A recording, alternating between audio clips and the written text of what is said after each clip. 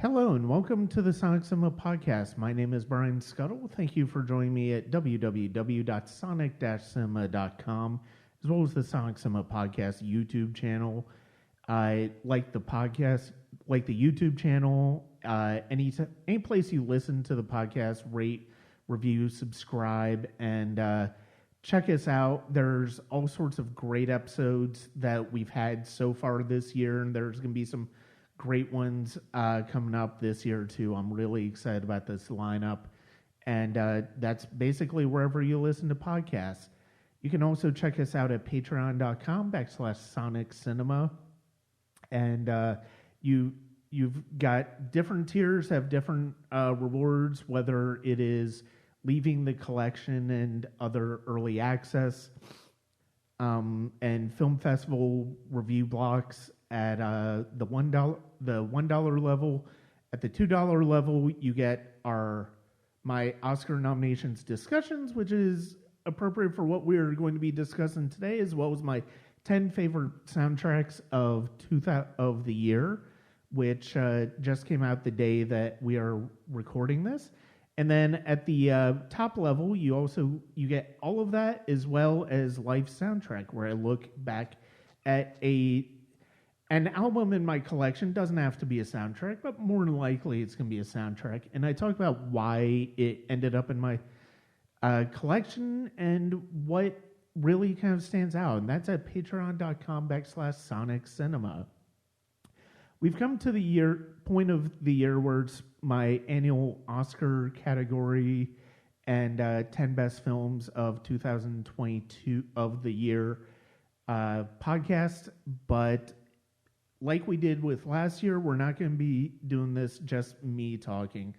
I am pleased to be joined once again by Amanda Spears, an awards watcher, and it was great to talk to her about the Oscars last year. I think there were certainly some things that happened on Oscar night that neither of us could have predicted. And what the hell is? Oh my god! But this year might be a bit different. Although there's certainly some categories where I think both of us are kind of not quite sure where to come down on just yet. Amanda, how are you doing? I'm doing fine. I'm been a crazy couple of months with the Oscars, but it's going to be fun to talk about them. As a reminder, is there a particular hub or a particular place for people to check out your writing, your words on the awards throughout the year? Well, it's been a dramatic year. I'm trying to get back into it, actually, but I did have a SAG article currently on Awards Radar, so probably there. Okay. I got to get back into it a little bit more. It's been like I said, a rough year. Yeah. It certainly is. It's certainly difficult when you have real life that just really kind of impedes on, not necessarily impedes, because anything that happens outside of movies and discussion on movies, takes precedent. But the fact of the matter is... Yeah, my mom passed away, and so, it's just... Mm-hmm. I haven't felt like writing. But it feels good to get back and talking about it. So thank you for having me on. Oh, no problem. No, it was really a lot of fun to talk to you about this last year, and I was really looking forward to doing it again. So we are coming up on the 95th Academy Awards this year. It does seem like there's hopefully not going to be a whole lot of drama and controversy as far as what the ceremony is going to look like this year. Certainly compared to last year, where they decide, we're going to do some of the categories off the live broadcast. And then, of course, you have something, you have you have Will Smith slapping Chris Rock, which basically threw Twitter into an absolute mayhem for weeks on end. But yeah, based on what you have noticed as far as the build up to the 95th Oscars, what do you think we can kind of expect in terms of the ceremony itself? Well, I think this year's theme is expect the unexpected, not just in the top categories, but in the tech categories also. Because typically what's been happening is there's one tech film that wins 3 or 4 awards and another one that might win 2 or 3. But there's a lot of overlap this year. And what makes that so much fun is when there's like 3 or 4 Best Picture nominees in one category. Yeah. That does give the other 2, especially in some of those tech categories, a better chance of potentially winning. And we'll get into that as we talk about each category. Not writing. Yeah. Not writing. But I want to say that up front. Don't make this your year to pick Glass Onion to win screenplay. No. But in some of the other tech categories, it does open the door for some unexpected potential. No, that is absolutely true, and especially, and one of the things that I think we've come to expect from the Academy over the past decade or so is that there won't necessarily be that movie that just seems to win everything. And it's basically going to be, they're going to be spraying out the awards throughout the nominees, especially among the Best Picture nominees. But like to your point, there's so many of the categories where there's a lot of overlap with Best Picture nominees. It is really kind of, and even if you think about, what type of movie has won over the years, you still can't quite predict, well, this is definitely going to win. This is definitely going to be the winner. And it's really fascinating to be in that position after so long. Yeah, it's going to be a fun year. Yeah, definitely. So as we go through the nominations, one of the things I will say is we are not going to touch the short films because we both talked about earlier before the record that neither of us are as up on the short films as we probably should be in order to discuss the short film categories. Like, I've only seen one of them this year, and that was one that I saw at Sundance, but last year. So we're not going to touch the short film categories because, I just have no clue what I would even vote people for. want to hear about the big ones. Yeah. So, but I will just say this about the shorts. Pay very close attention to what the experts say. I'm going to spend the weekend and really watch them. And my predictions for those will be online, but will be on Twitter. But that is where it will make or break your office pool. I got 22 out of 23 stupid animated short. I am still pissed because I was so close to my perfect score.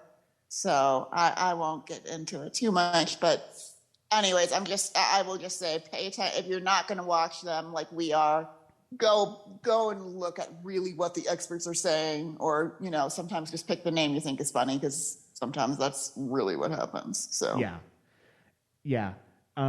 So we're gonna start with actually what will probably be one of the easiest categories to even predict this year: Best Visual Effects, which has nominees of All Quiet on the Western Front, Avatar: The Way of Water, The Batman, Black Panther: Wakanda Forever, and Top Gun: Maverick. Am I wrong in thinking that this is Avatar just far and away beyond any doubt? Again, this is a very interesting race because usually there's not a Best Picture nominee in this. I mean, that's usually the case. Mm-hmm. So typically you'd pick the film that would be a Best Picture nominee. So Interstellar, or give me another Christopher Nolan film, the latest one that didn't make any sense. Tenet. Yeah, Tenet. You would pick the one closest to being a Best Picture nominee. So you have All Quiet on the Western Front, Avatar, and Top Gun, all Best Picture nominees. And I will remind you, the one time there was multiples in there was back in 2000. Let me just pull it up. I had it up, and now, you know when you just have too many windows open at one time? Okay, so in 2015, Ex Machina took down Mad Max Fury Road and The Revenant. That was when there's two. But remember, what other film was in that race? Star Wars. So we got this kind of weird, zigzag. Yeah. Normally, I wouldn't say to play with this. And I really feel like this is a category where Disney missed an opportunity. But don't count out Black Panther, because Dan Sudik, one of their visual effects artists, and this guy's probably like the richest in the category, but he's Marvel's. This is his 13th nomination without a win. So you never really know what's going to happen. Okay. When there's that many Best Picture nominees. Avatar would be my pick. But you never know, because All Quiet on the Western Front is the more classic Oscar film. Top Gun was a huge success. This could be their place. I don't think they go Batman, but if it's a real shame Disney didn't push this. They really could have taken this category. This is not as done a deal. And remember last year when we talked about this, I said, when in doubt, go as a Best Picture nominee. Yeah. This is one of those years with all of these tech races where they might zig instead of zag.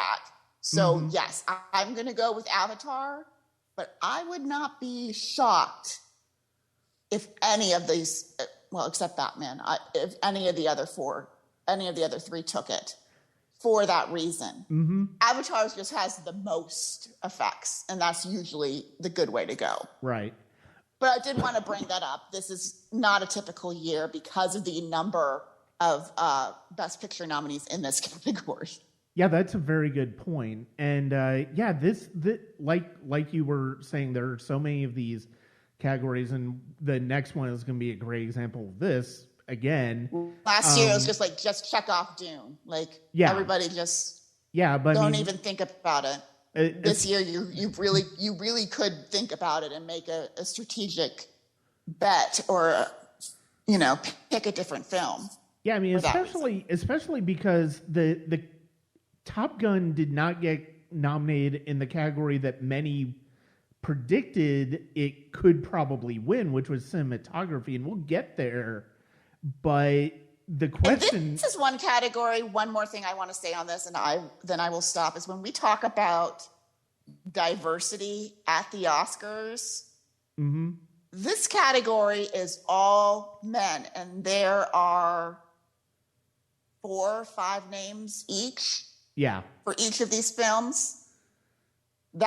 This is when I talk about diversity, where I have a problem when we only talk about director. When we have a sausage fest. No offense. Sorry to be crass. No, that is very true. Yeah, I mean, it's funny because of the fact that it's like, I'll admit I never really think about diversity when it comes to like visual effects artists, but yeah, I mean, when you put it that way, yeah, it's not. I have. There are 20 men for 5 of these spots. Yeah. Each one of these has 4. Now, I'm not going through all these names and seeing who's of what race, because that would take too long. But I'm just saying you have all men. Yeah.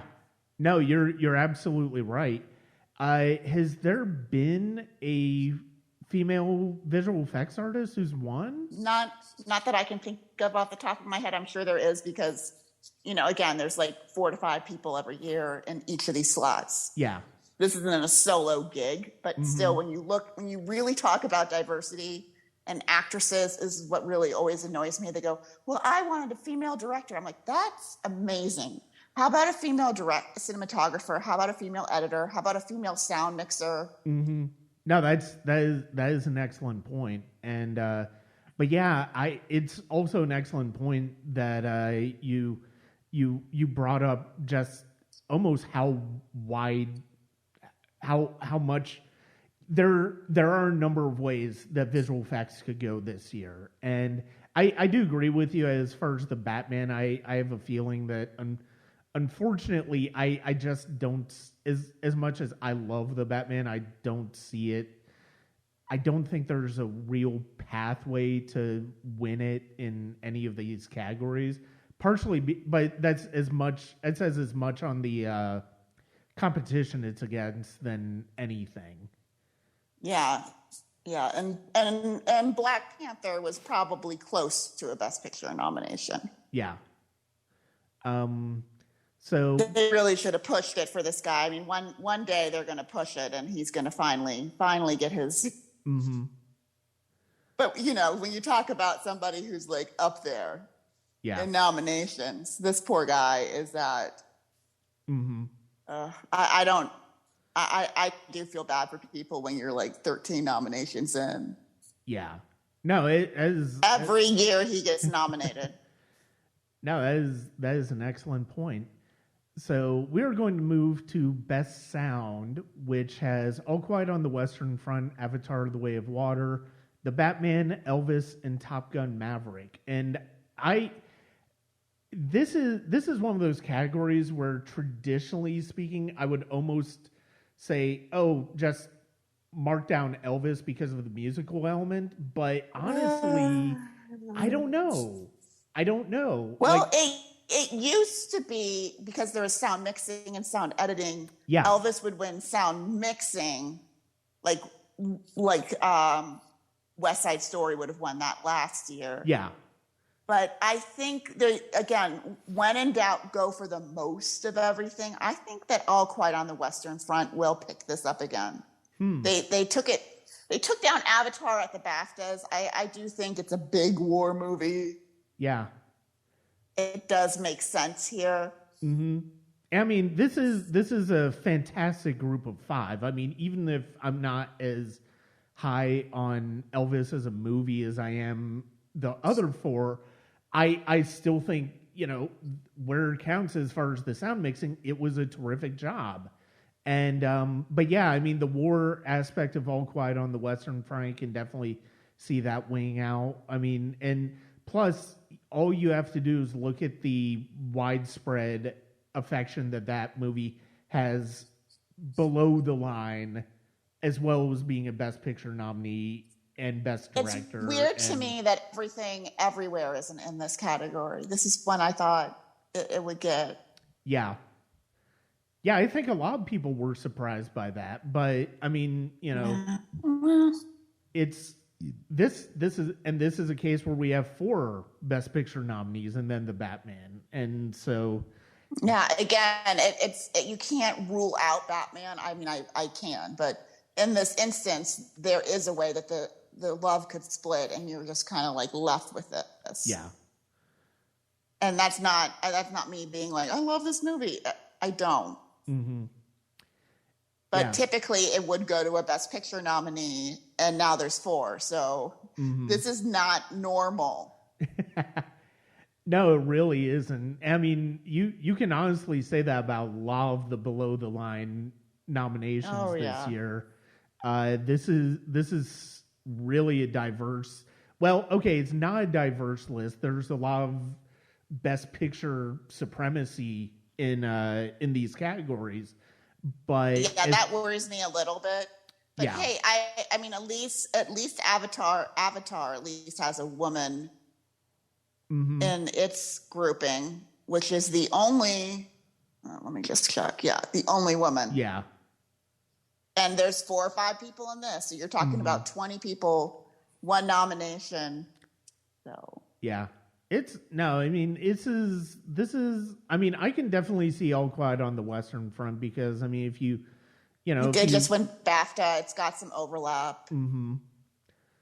It's the big war movie. They do tend to go that way. I mean, 1917 had no problem winning this, and it's another World War I movie. Mm-hmm. They like war. They will go with the loudest of everything. Remember, it's not the branches just voting for their winners. So Yeah. So we are going to go now to Best Production Design, which has All Quiet on the Western Front, Avatar: The Way of Water, Babylon, Elvis, and The Fabelmans. Another one with 4 out of 5 that are Best Picture nominees. Why do you think? Because I mean, Hollywood is typically, especially when it comes to the Academy, it does kind of feel like Hollywood does tend to lean towards movies about Hollywood and movie making. Why do you think Babylon didn't really catch on? I think it's way too divisive. Mm-hmm. I think that, and I think rightfully it feels very self-indulgent. Yeah. It's too long. Mm-hmm. And you know, it's too long a film. Yeah. No, I would. And I also think, like Damien Chazelle, you know, after you become the youngest Oscar winner for Best Director, he probably should have disappeared for 3 or 4 years. Like, we haven't heard from Inarritu for a long time because he knew people are going to want him to fail. Yeah. He just quietly went about his business, raised his kids, and then come back. This guy needed to give us some space instead of giving us this really self-indulgent, look what they'll let me do. Yeah. But I will say this for, go ahead. No, I mean, I was going to say you're actually nailing a lot of the things that I feel about Babylon as a whole. So, yeah, I mean, I very much agree with you on Babylon as a movie. I was just wanting to get your thoughts on why it didn't get nominated, and it's all an excellent point. Yeah, this is really hard. I mean, I think until we learn that Baz Luhrmann is a scumbag and has been doing things that should have got him Me Too'd, he still wins Husband of the Year because Catherine Martin, his wife, is probably going to take production design again.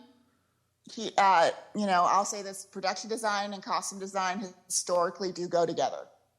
So if you're confused on what to do for either of them, pick the same movie. So Elvis is the big, flashy film. And he has a good record even of, you know, with these categories when, you know, The Great Gatsby wasn't nominated. Yeah. So he can't get the one Oscar nomination he wants, which is director, but she's probably on her way to at least her 5th and probably, spoiler alert, 6th. Okay. Yeah, I mean, I was thinking that this could be an area where Babylon does win. But, yeah, I mean, Elvis being the best picture.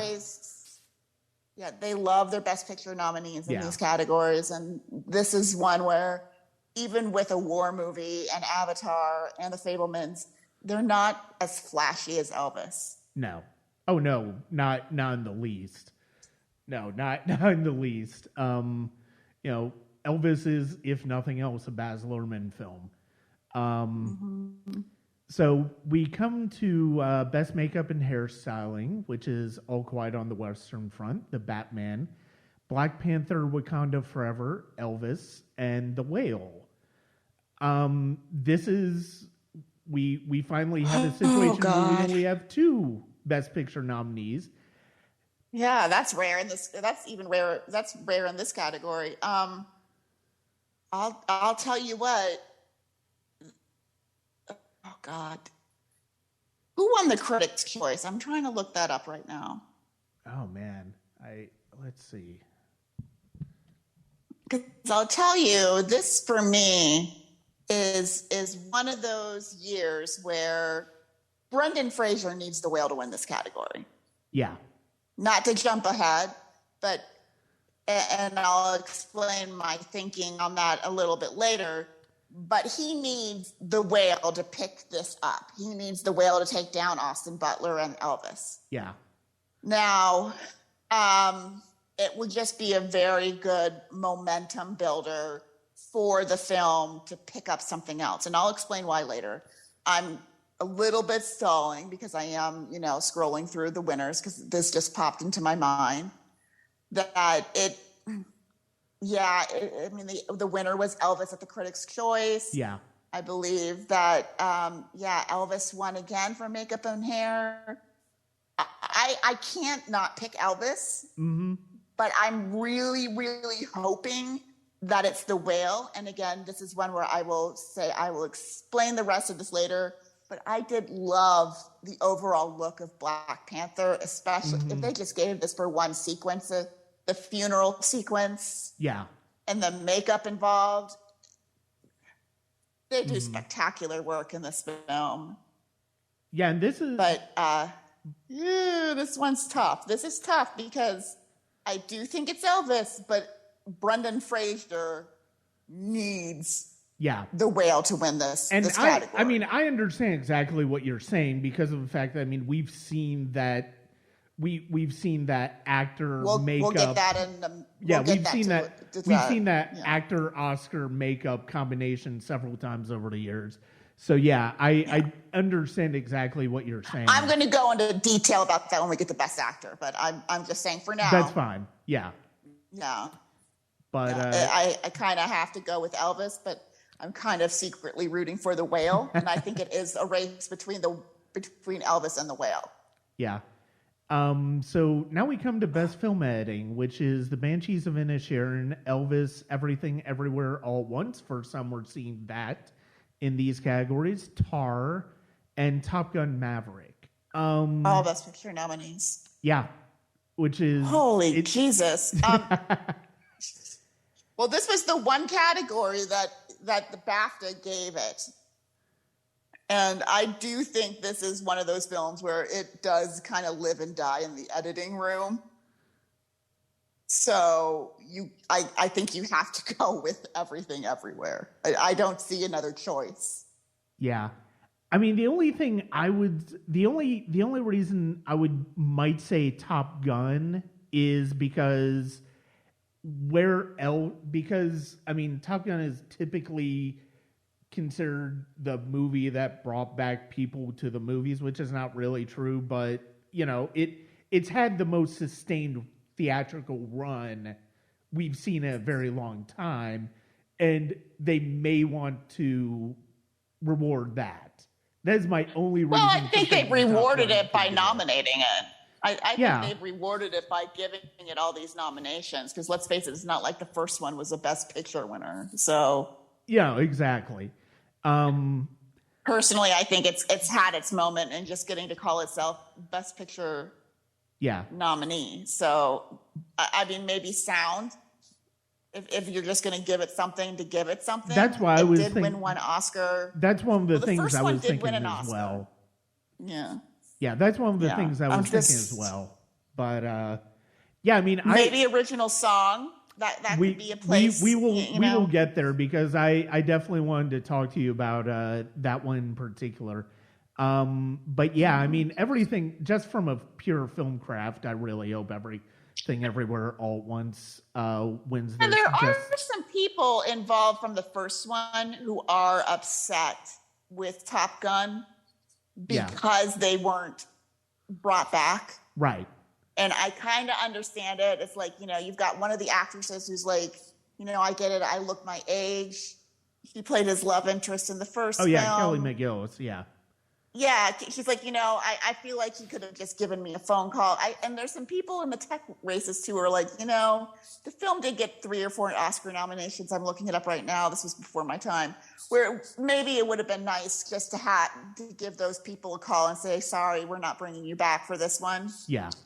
Because of that. So I could see like there's a little animosity. Like maybe the nominations are the place. Right. Where it's like, okay, we can give it that, but I'm not seeing much overlap and I'm just kind of breezing through these names. Yeah, it got 3 Oscar nominations and 1 Best Song. So I could see some animosity from these other people who are like, well, they just replaced all of us. Like, yeah. No, that makes a lot of sense. A phone call from Tom Cruise might have gone a long way to like. Yeah. No, that makes a lot of sense. So we come up to Best Costume Design, and we have Babylon, Black Panther, Wakanda Forever, Elvis, Everything Everywhere All at Once, and Mrs. Harris Goes to Paris. And like you said, it's all about Catherine Martin here with Elvis. And I mean, as much as I almost kind of want to see them, I mean, even though I'm not a huge fan of the movie as a whole, I did like the look of Babylon. But so either costume design or production design, I would actually be fine with it winning. But like you said, with production design, Catherine Martin is an Academy favorite. She's never just won once. That's the irony of this, is that if she wins, she takes both. Yeah. She either wins them both or loses. Yeah. So, but I will say, like, this is usually one of the only categories where being a Best Picture nominee doesn't give you a big advantage. And luckily for her, there's only two. Yeah. And one of them isn't really, I mean, the costumes are very impressive in parts for Everything Everywhere. But I could see how Ruth Carter could take this, especially for the funeral sequences in this film. Yeah. But it's a big hurdle to do this with Elvis standing in your way and Catherine Martin. But Ruth Carter is beloved. Mm-hmm. And she won for the first one as well. And you know what? I was like, how is she going to top this? Because she's going to have, and those funeral sequences do give her the chance. Yeah. The underground world gives her the chance. Mm-hmm.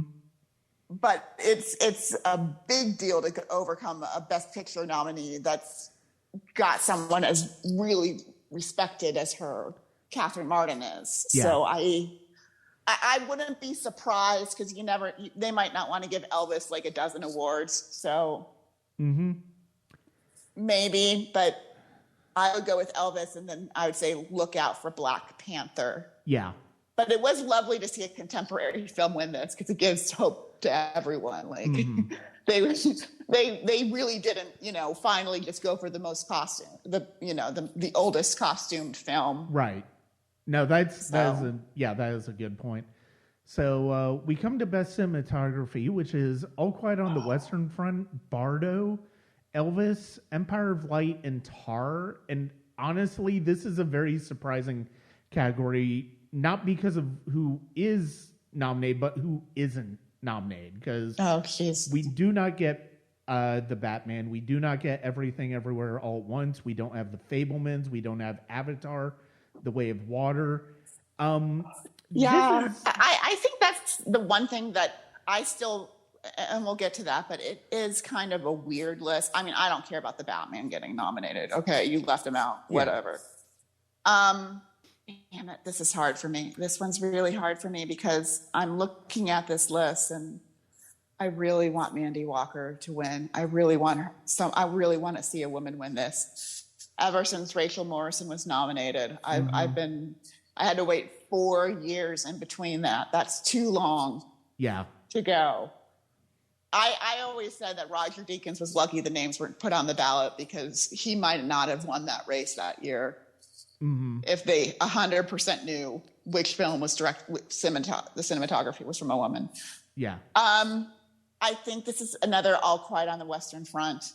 And this is, even though I don't think Netflix is obviously going to get their Best Picture win, again, it looks really good when you take down a couple of tech awards, you win maybe, 2 other feature prizes, you possibly, take a few shorts, one or two of the shorts. They're slowly building up to being a big player in the game. Yeah. Yeah, but definitely. If they called Elvis, as much as I'm not a fan of that movie, I kind of still want to see it. Elvis, like I said, Elvis is one of those movies I don't love overall, but I do respect the craft of it, and the cinematography is a big part of it. And I do think there are some fantastic cinematography in Elvis. I know my top 2 in this category are Bardo and Tar, and I know neither of those are going to win. I can definitely see All Quiet on the Western Front, though. Yeah, Bardo is unfortunately just out of the race, because only one non-Best Picture nominee has ever won this category, and that was Roger Deakins for 2049. Yeah. When that was the campaign. So like there is a way to win an Oscar. We'll get to it in a minute, but you can win a tech race with a very concentrated campaign. Mm-hmm. So we are going to go now we're going to stay in the tech categories. We're going to go to Best Original Score, which, if you know me, it is one that I follow very prominently. We have All Quiet on the Western Front. We have Babylon. We have The Banshees of Inisherin. We have Everything Everywhere All at Once, and we have The Fabelmans. Well, take out Babylon because only 2 films outside of the Best Picture have won, and one of them was the animated feature winner. Mm-hmm. And which I would put an asterisk by because we do know the music branch, especially in song, will go animated. And then also the other one was The Hateful Eight. Yeah. Oh, wow. I forgot about that. Yeah. So I don't think they're going to give Justin Hurwitz a second Oscar that easily. So that leaves you with 4. And I really thought this was going to be the goodbye tour for John Williams at the beginning. I know. I really thought this was going to, and it could still be. It could still be because we don't know what's going to happen because we don't usually get this many in there. I have very mixed feelings about the score for Babylon, so I'm actually kind of grateful for you thinking that it's not going to win, because as much as I like listening to the score, I don't think it really adds a whole heck of a lot to the movie, and I think the rest of these do. So I'm actually kind of glad to hear you think that it probably will not win. So, I don't think I can't, as much as I love Carter Burwell and really want him to win, I can't imagine Banshees of Inisherin is going to win. No. I'm surprised Everything Everywhere hasn't landed earlier. Mm-hmm. So I kind of have to go with the BAFTA winner. I know I'm super boring. I mean, All Quiet on the Western Front. I think that makes sense. I do think that makes sense. I mean, I would love to see John Williams win for The Fabelmans because I thought it is a very strong possibility. Because you have the Academy as a whole. I do think his score is just subtly beautiful and one of his absolute best, especially in recent years. So we come to Best Original Song, and we have Applause from Tell It Like a Woman by Diane Warren. We have Hold My Hand from Top Gun, Lift Me Up from Black Panther, Not To from RRR, and This Is a Life from Everything Everywhere All at Once.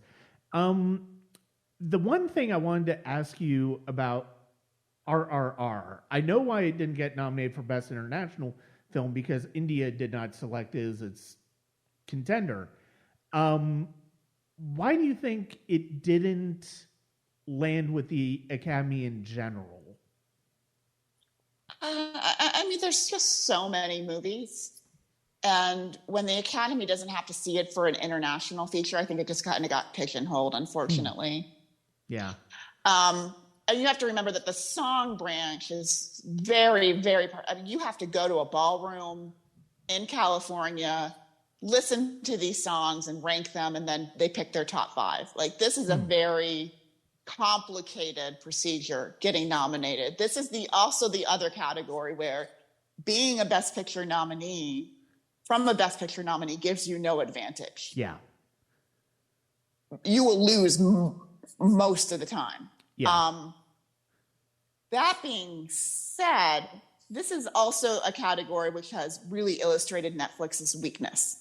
Mm-hmm. They have had multiple chances to win this category when all they had to do was, for example, Diane Warren won the Golden Globe for that foreign language film a few years during 2022, I believe, 2021. And really, if they had just ran a campaign saying, give Diane Warren her Oscar, but I'm not wrong, she'd have it. They would have had this category for Mudbound if they just said, if you're not going to vote for Mary J. Blige for Best Supporting Actress, Why not just give her best song? Right. They had one year, the year Diane Warren's nomination, 3 of the nominees, and they still couldn't stumble onto a winner. Mm-hmm. That's the problem with the Netflix campaign, is they're all over the place. If they focused on giving some, like saying, hey, do this, do this, do this, they could do a lot better. Now, I think the momentum is with Naatu Naatu, but it's really hard to overlook their recent trend of awarding stars of the moment. They went through like that early 90s, 2000 trend where it was like the older musician, your Bob Dylan, your Elton Johns, but they really all of a sudden want to give you Adele and Sam Smith. Yeah. No, that's one of the things Their that I Oscars. kind of wanted to talk to you about when it comes to this category, because there are some times where they go with the stars, with the big names, and then there are some times where it seems like they come out of nowhere with their winner. Now, I mean, and they don't always go. The problem Naatu Naatu has is they don't like to give this to songs not in the English language. Yeah. And the song from Slumdog Millionaire, Jai Ho, wasn't a Best Picture winner. Mm-hmm. It's very, very rare to overcome that. That's what tripped up Diane Warren. I mean, she never went into the Oscars with the precursor win.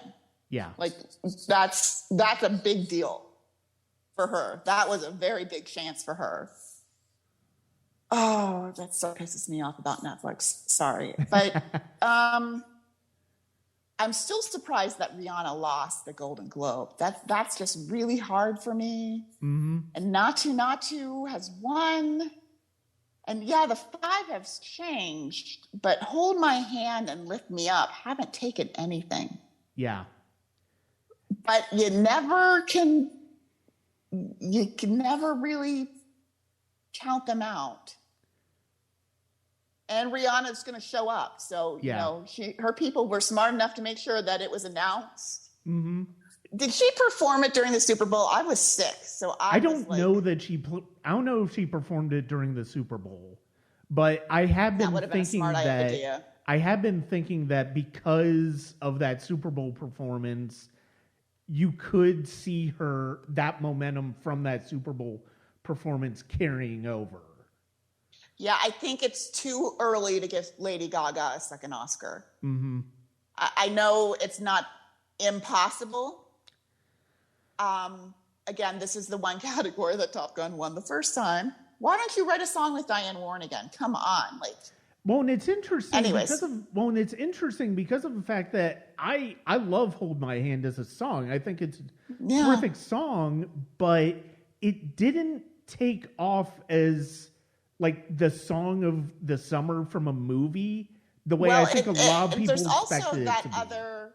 Wasn't there a One Republic, or there was another song that was a lot more upbeat? It was the one. Yeah, it was the One Republic song that was more the radio hit. Well, and that's because it is more upbeat. It's summer. I mean, we're all shaking like a Polaroid picture for a while, and it's not hard to understand why that happened. But it is. I would say Naatu Naatu, but I would not be surprised if that beautiful tribute to Chadwick Boseman. Mm-hmm. But I could also see how they might not want to give Ryan Coogler his Oscar that way.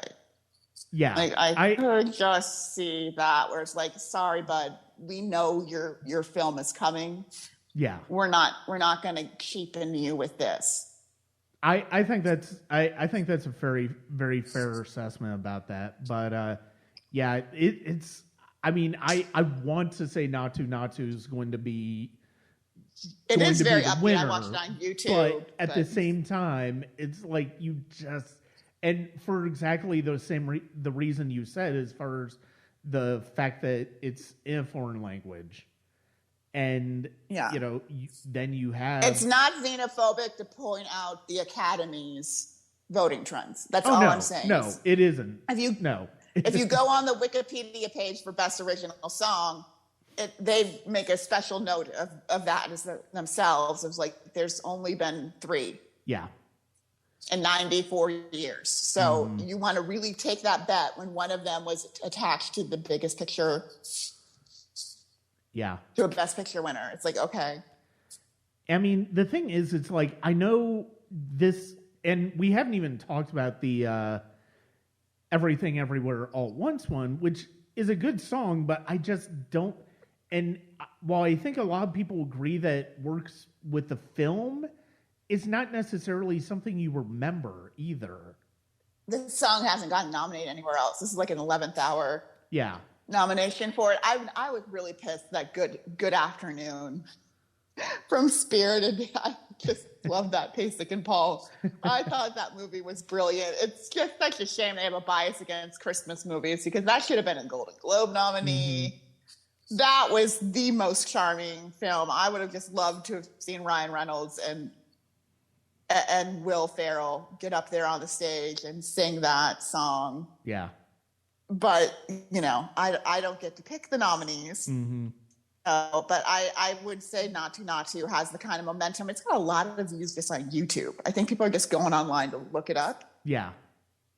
But yeah, I think it's either that or probably the Rihanna song. The rest of them, I think, have too many problems. Yeah. So, poor Diane Warren. They need to give her fucking Emmy or fucking Oscar. Yeah, that is a competitive Oscar. Yeah, and like I was pissed off. I'm like, if I were her, I would not have accepted that at this point. But really, someone's going to run the right campaign. But she's just had the shittiest, excuse my language, timing because she always loses to like, you know, My Heart Will Go On. I think she lost to Top Gun before. I'm not 100% sure, but yeah, she's not.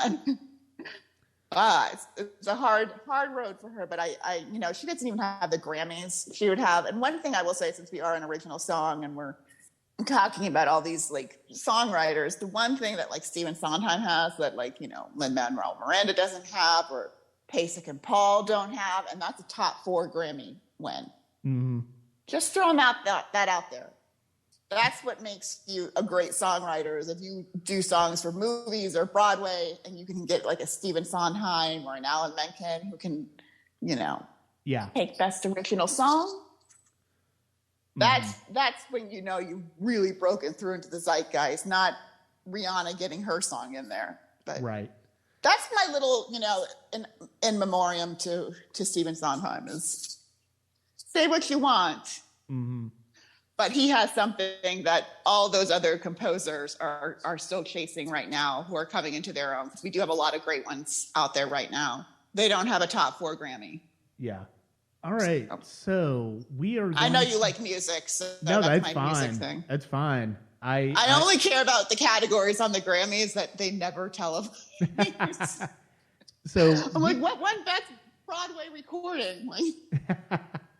So we are going to go now to Best Documentary Feature, which is All That Breathes, All the Beauty and the Bloodshed, Fire of Love, A House Made of Splinters, and Navalny. I haven't seen the last 2, but I've seen the other 3, and I know I've seen some people predict Navalny would win, but I almost want to say Fire of Love. I feel like that one could be the choice. What are your thoughts on that? My thoughts are usually go with the Netflix or the one on HBO Max. I know Navalny's coming off BAFTA with a win, so that's always helpful. But I always liked, especially with these shorts and the documentary features, it really does help to be on a streaming or so, you know, even if it just helps to have people have access to them early on. Yeah.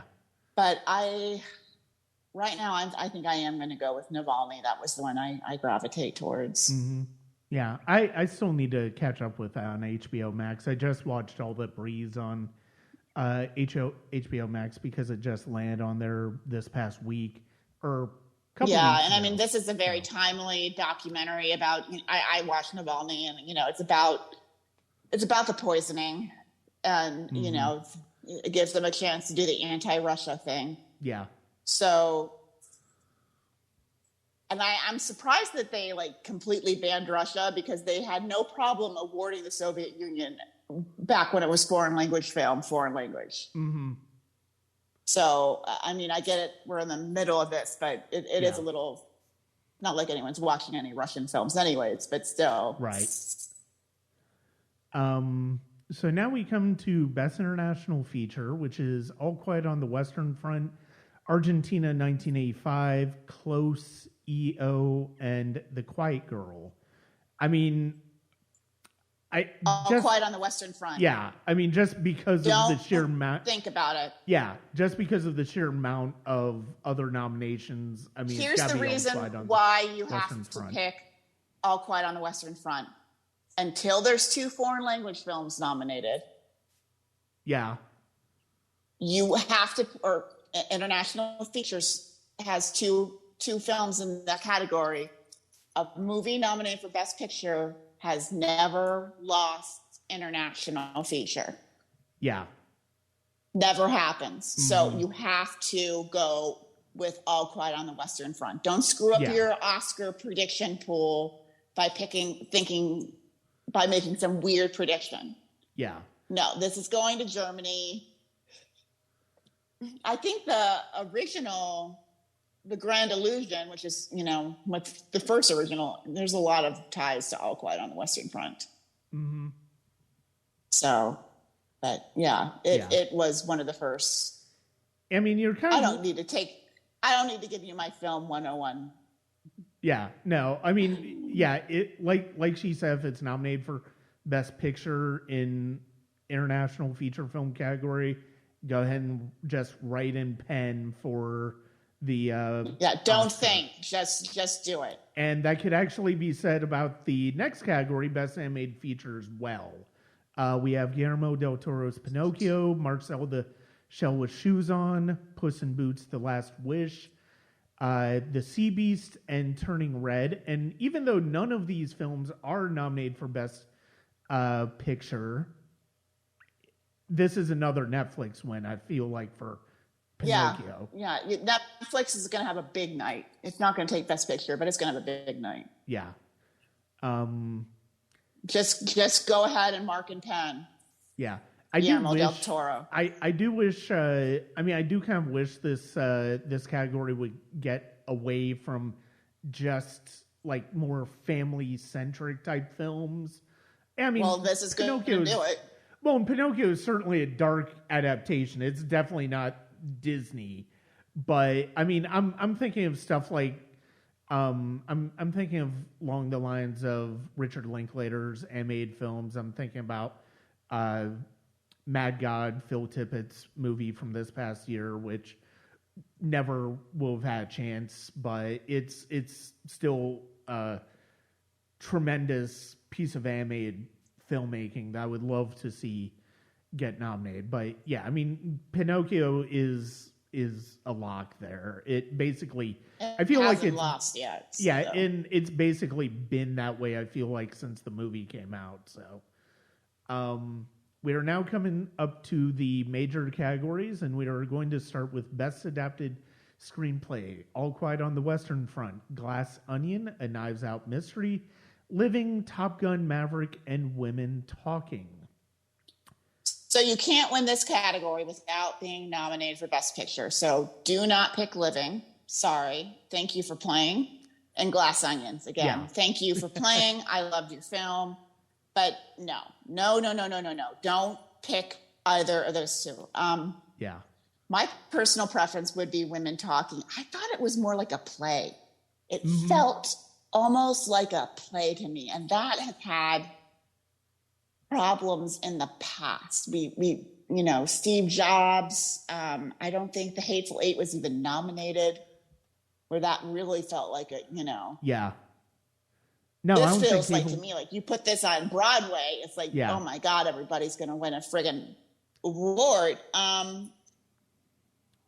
oh, I want Sarah Polley to win this. I don't want to go 13, 14 years in between women winning this category. It's so hard because you have All Quiet on the Western Front, and then you have Women Talking, and it's hard to win this category. Oh God, is Sarah Polley WGA nominated? That is a good question. Let's look that up. I'm just putting in Women Talking. Like I said, did she? I can't remember. I know I looked it up. I know I looked it up earlier in the award season. Did she get nominated for screenplay for Away From Her? No. Yeah, I couldn't remember. Yes, she was. She did. I'm sorry. So yes, she is was. a Sorry, I thought she was a. Yeah, it is nominated for Writers Guild. Yeah, she is nominated for Writers Guild for this. Okay, well, I'm guessing that I'm just pulling up the WGA nominees right now, or I'm trying to. My internet's not behaving itself, but I'm guessing All Quiet is not. That would be my guess. Yeah, like I said, I'm pulling that up right now, but I'm thinking I need a reason is what I'm trying to get to. Yeah. I need a reason to pick her to win. And for that to happen, I need her to win the Writers Guild Award. Yeah. Plus, I mean, not because I think there's a lot of translation between the two. Yeah. But almost as an excuse for me to pick her. No, I know hear you, and that can be a weak reason. But honestly, I'm with you. I absolutely want her to win for this because I think it's a tremendous film. Yeah, it's All Quiet shameful. Is not nominated. So it's shameful that this film has not gotten the respect it deserves. It's a tough watch. It reminds me of Children of Men. It's a really, really tough watch. Now, without All Quiet on the Western Front, she needs a win. If she can win there, I would feel comfortable predicting her. Yeah. But without a win, I can't even entertain that as an idea because she hasn't won anything else. And that's where my problem. Yeah. Well, she did win the Critics' Choice, but there's no overlap. I need there to be like a percentage of an overlap. Yeah. And adapted screenplay at the Critics' Choice didn't have All Quiet on the Western Front, so I need her to win one award where there may be an Oscar voter involved for me to pick her. Yeah. So we now come to Best Original Screenplay, which is all Best Picture nominees. The Banshees of Inisherin, Everything Everywhere All at Once, The Fabelmans, Tar, and Triangle of Sadness. First time we've seen that title tonight. I mean, I can't imagine it being anything other than Everything Everywhere All at Once, but at the same time, I disagree with you. You think Banshees of Inisherin? I do. I think we're going to see the same kind of split we saw with Belfast, where it's like, okay, we're going to give the Daniels, this very young directing duo, director. Right. But Martin McDonagh is a writer. Yeah. And he's an actor's writer. And unlike last time, he's nominated for screenplay nominated for director, and he won BAFTA. So, this time I think he will take screenplay. I think this might be Banshees' one award, but I do think Martin McDonagh will take. I think they're going to give Martin McDonagh an Oscar. Okay, that's interesting because I did feel I would love to see it win for this because I think it is, as much as I love Everything Everywhere All at Once, I do think Banshee. I think all of these, I think 4 of these 5 nominees are would be deserving winners. I'm not a huge fan of Triangle of Sadness overall, but I mean, between the other 4, I do feel like Everything Everywhere All at Once and Banshees of Inisherin would certainly make the most sense. Yeah, So I know you say that you think that Banshees could win is good to see. And I do kind of definitely see where you're coming from with the fact that they're going to win director. And so yeah, I mean, I know they're probably going to win the WGA, but without Martin McDonagh there, even they have to know this does not count for anything. Yeah. So I mean, I know the Critics' Choice went his way, went to the Daniels, the Globes went. He didn't win BAFTA last time, so I feel like Martin McDonagh's got a little bit more momentum going this time. The film's not as controversial. You know, he got the director nomination, hell, over James Cameron. Yeah, no, that's and Baz Luhrmann. So there is some respect there, and I think that even though the film got skunked at SAG, I think actors liked him. I mean, they liked his film enough to nominate 4 of them. Yeah. No, that is absolutely true. And as we get into the acting nominations, it's fascinating the fact that we have 2 movies with 4 nominations each. I mean, when was the last time? I mean, we've certainly had other cases where one movie has had 4 nominations each, but having multiple films do that is quite extraordinary. Yeah, you got to go way, way back. This is not, and I mean, I feel like somebody's put sand in my, I feel like a computer with these things. You know, I just kind of analyze the facts and I try to keep my emotions out of this. But I feel like somebody's put sand in like the hard drive, and I'm like, beep, boop, beep, boop, beep. I don't know. Yeah. So we are like, going you tell to... me who's going to win. Oh, can we start with supporting actor? We can start with best supporting actor because and I was going to say, it's like you said after the SAG Awards that all 4 of the acting races got really interesting. I'm like, did it? Because I kind of feel like best supporting actor kind of got a little bit more solidified by the fact that Ke-Huy Quan won. So we haven't had one where there's been like, we've all decided that so-and-so is going to win this category and they've won everything. Yeah. That's my point with that. It's like, they're all, you know, as much as I want to say Ke-Huy Quan, no doubt. I have some doubt. Like Meryl Streep, I have doubt. Yeah. I will just rewatch that movie. Once a year, I like to watch Doubt because I just love to watch Viola Davis, like, you know, go one scene up against Meryl Streep and win. Yeah. But that's we can talk about Viola later. But go ahead and give them the nominees for supporting actor. So Brendan Gleeson, of our Banshees of Inisherin, Brian Tyree Henry for Causeway, Judd Hirsch for Fabelmans, Barry Kagan for Banshees of Inisherin, and Ke-Huy Quan for Everything Everywhere All at Once. I mean, the thing is, it's like, I know Gleeson has won has some wins for Banshees, and I know Kagan won BAFTA. But how the hell did that happen? I mean, I know how it happened. His character's more likable, but I feel like this is a case where Hollywood's going to want the comeback story. And there are a couple of potential ones, but I feel like Ke-Huy Quan is definitely the most likely of the 2 to happen. Yeah, I think that if you look at the major awards, the only thing he lost was BAFTA. Yeah. And the good news for him is BAFTA didn't have final say this time. Yeah. So we don't know and I'll just say this right now. So we basically, typically it goes SAG, and then like 2 weeks later we have BAFTA. Mm-hmm. This year we had BAFTA, and then 2 weeks later SAG. Yeah. So we don't know if having the final say is what's tipped these races. So we don't know if Olivia Colman won BAFTA and got up there and was her bubbly self and gave this, you know, very adorable acceptance speech for The Favorite. And then 2 weeks later, Glenn Close gave an acceptance speech.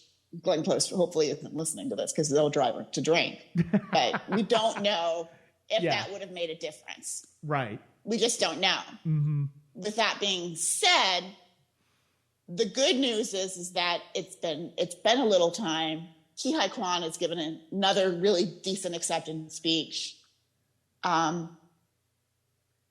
So I'm so surprised they didn't go Brendan Gleeson, but I think his character's too unlikable. I think honestly that's what it comes down to. Yeah. When you're self-mutilating yourself and you're getting drunk, it's like, seriously, dude, you need to dial it back.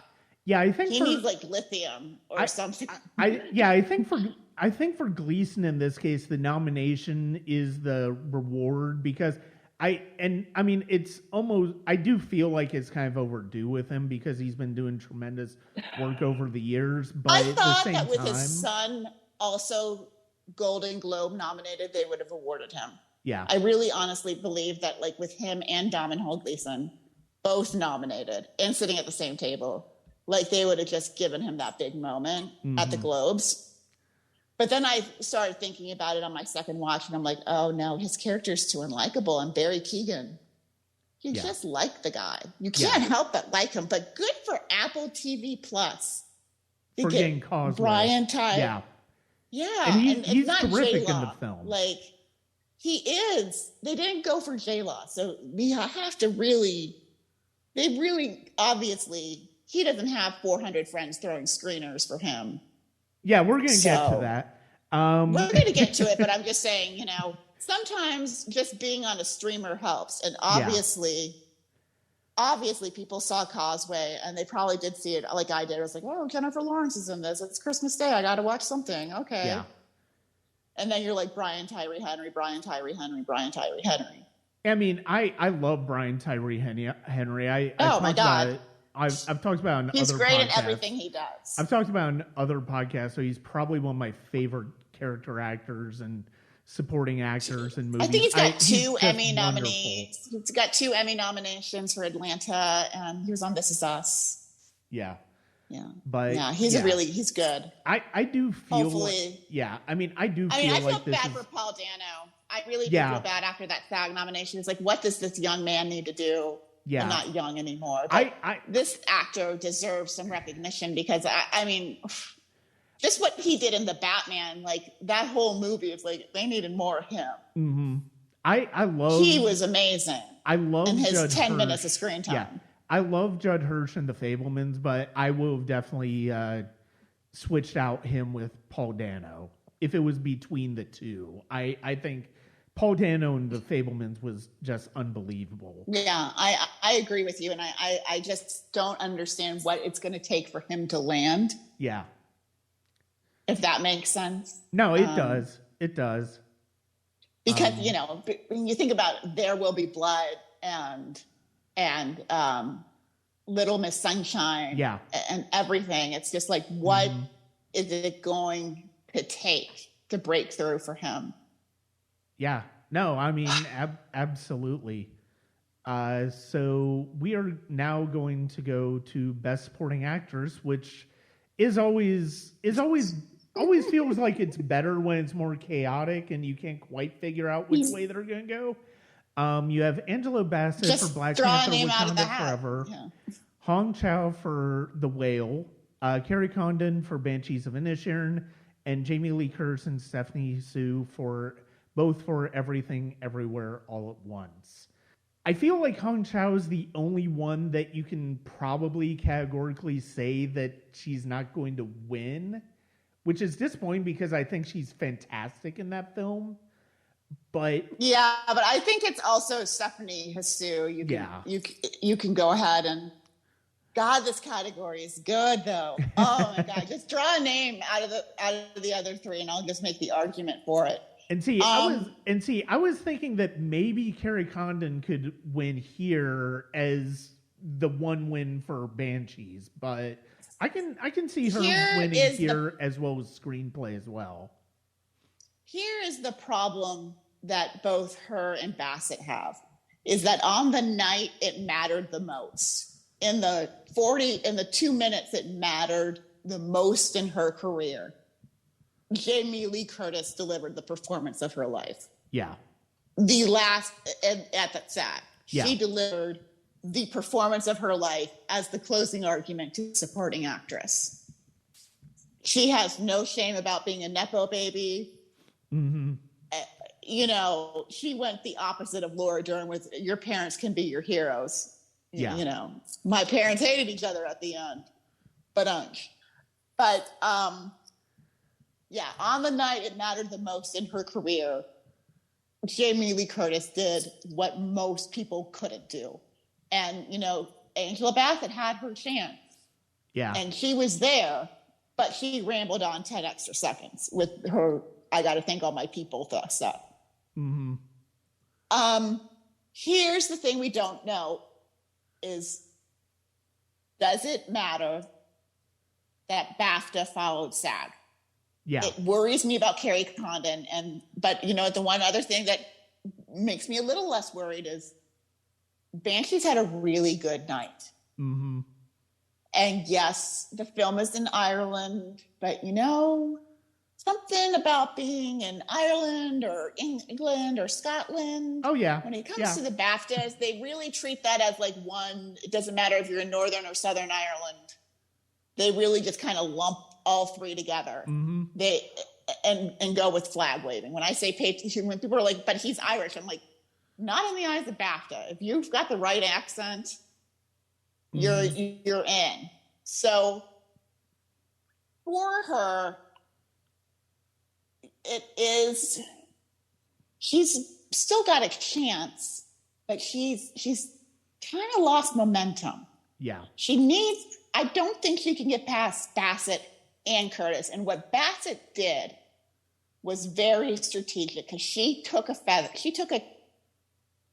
note out of Regina King's playbook, which is, she's like, if I'm not going to win BAFTA, I need to be on the stage. So she presented at BAFTA. So they might not remember who won, but they may remember seeing her in her beautiful lilac dress. Mm-hmm.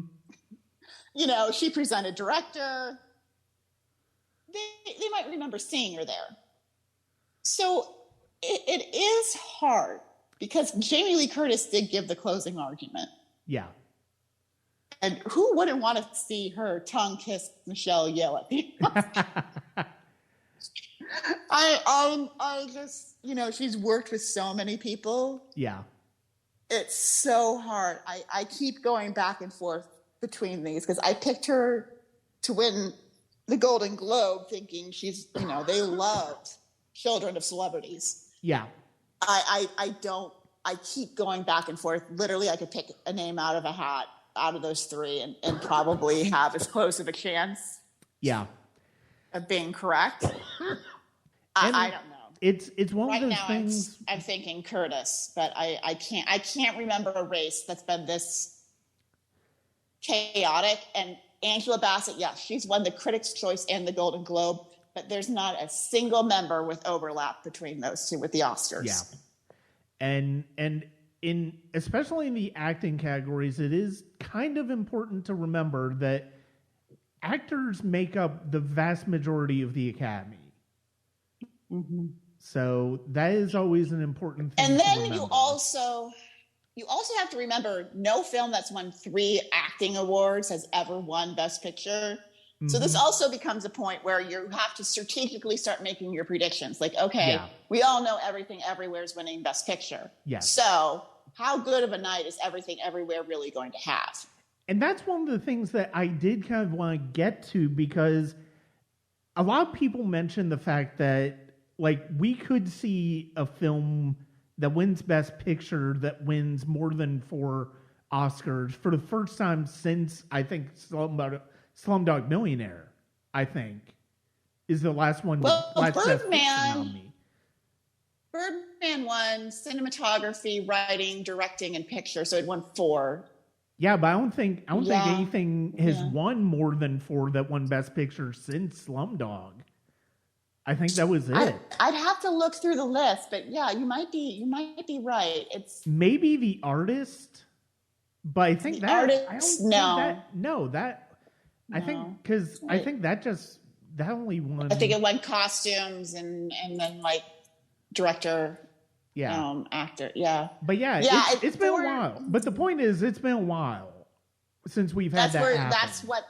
Yeah, but maybe they don't fill their ballot out that way. We don't know 100% of the way. No. The acting branch makes up the largest branch, but when you've won PGA, DJ, SAG, you've won the Best Picture. Oh yeah, I'm completely. We haven't gotten there yet, but yeah. It would be the upset of the This night is the opposite. at this point if Everything Everywhere All at Once did not win Best Picture. This is the opposite of the problem last year when we were talking about The Power of the Dog, and we're like, yeah, it's going to win Best Director. What else is it going to win? Exactly. Yeah. Like, that's how we knew Coda was going to take it, is because it's going to win Screenplay and Supporting Actor. Yeah. Power of the Dog can't get one other guild behind it. It's like, we know Everything Everywhere is going to win Best Picture. Okay, well, starting at the top, what else is it going to win? Yeah. I mean, it's one of those How things many more is it going to win? That's why I can't predict it to win Screenplay, because I think it's going to win Editing. Mm-hmm. And you take away all those other little tech categories, and then you still have it winning. Right now we have it winning, let's just say Picture. We've gone over Editing, and we've said supporting actor. That's 3. Probably right there. Director, which we haven't gone over yet. I'm just going over category. Yeah, I'm just saying categories right now that we've gone over, and not Best Picture yet, but there's we've got a winning. And there's a possibility for supporting actors as well. So I mean, to your point, as far as a movie that wins 3 acting awards, but we will get there. We will get to Best Actor, and that hasn't happened since A Streetcar Named Desire. Yeah, it's been I wasn't born. Nobody, Yeah, I'm old, but I'm not that old. I wasn't a thought on the radar when that happened. Exactly. None of us were around when this. Yeah, no. But so we're going to hold off on Best Actors for a bit, and we're going to go Best Actor, which is wait. Who's your supporting actress pick? I right now I'm going with Jamie Lee Curtis with no. See, I was thinking Bassett. Condon. I was thinking Condon, but the more you talked about with Jamie Lee Curtis, I can very much see her winning. I do think. Yeah. And she's just so damn likable. You just can't help but want to. And the thing to keep in mind with her is that she's been supportive. Like, she's been a huge cheerleader for the film. And it's not just because of her, it's because of everybody involved.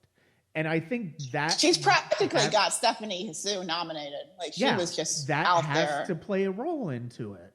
And I mean, when you think about all of the people she's worked with over the years, you think about all of the overlap between SAG and the Academy. Yeah, I think you could very well see her win. Well, the one thing you can say that could be a hindrance to Curtis is that she has done a lot of TV lately. Yeah. And we do know SAG has some overlap with the television voters. Yeah. So it's the same thing with Glenn Close. Mm-hmm. You just never know how many of those folks voted for her because she feels more like one of them. Yeah. Although that wouldn't be a reason not to vote for Bassett, but because she's done her share of it too. But still, it's one of those things where you can't. Even with Condon, if he had just won it and had been her, and they won screenplay and British film, I probably would pick her myself. But it's like they won British film, they won adapted screenplay. Yeah. Barry Keoghan won. It's like, oh geez, oh my god. Like, they were like right at overkill. Mm-hmm. I thought it was going to win. I thought, we'll get to it in a minute, but I thought it was going to win picture and then also something else. But I'll let you segue to that. We'll get there. But yeah, we'll get to Best Actor, which this is quite, all of these acting. I mean, we'll get to Best Actors and any controversy surrounding Best Actors.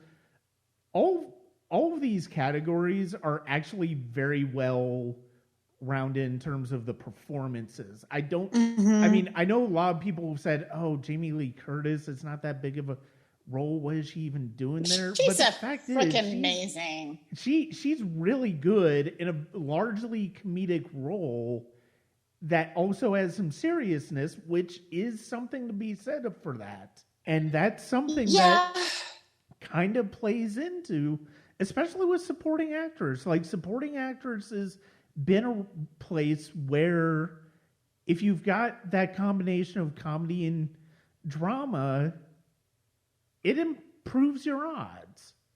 Yeah, it's a far more showier role than I Yeah. would say Bassett or even Carrie Condon have, because Yeah. the girl gets to be crazy. So, Best Actor, we have Austin Butler for Elvis, Colin Farrell for The Banshees of Inisherin, Brendan Fraser for The Whale, Paul Mescal for After Sun, and Bill Nighy for Living. For a while, this seemed like a 3-actor race. And then Colin still Farrell... could be. I guess, yeah, I mean, I guess so, but Colin Farrell's kind of fallen off a bit.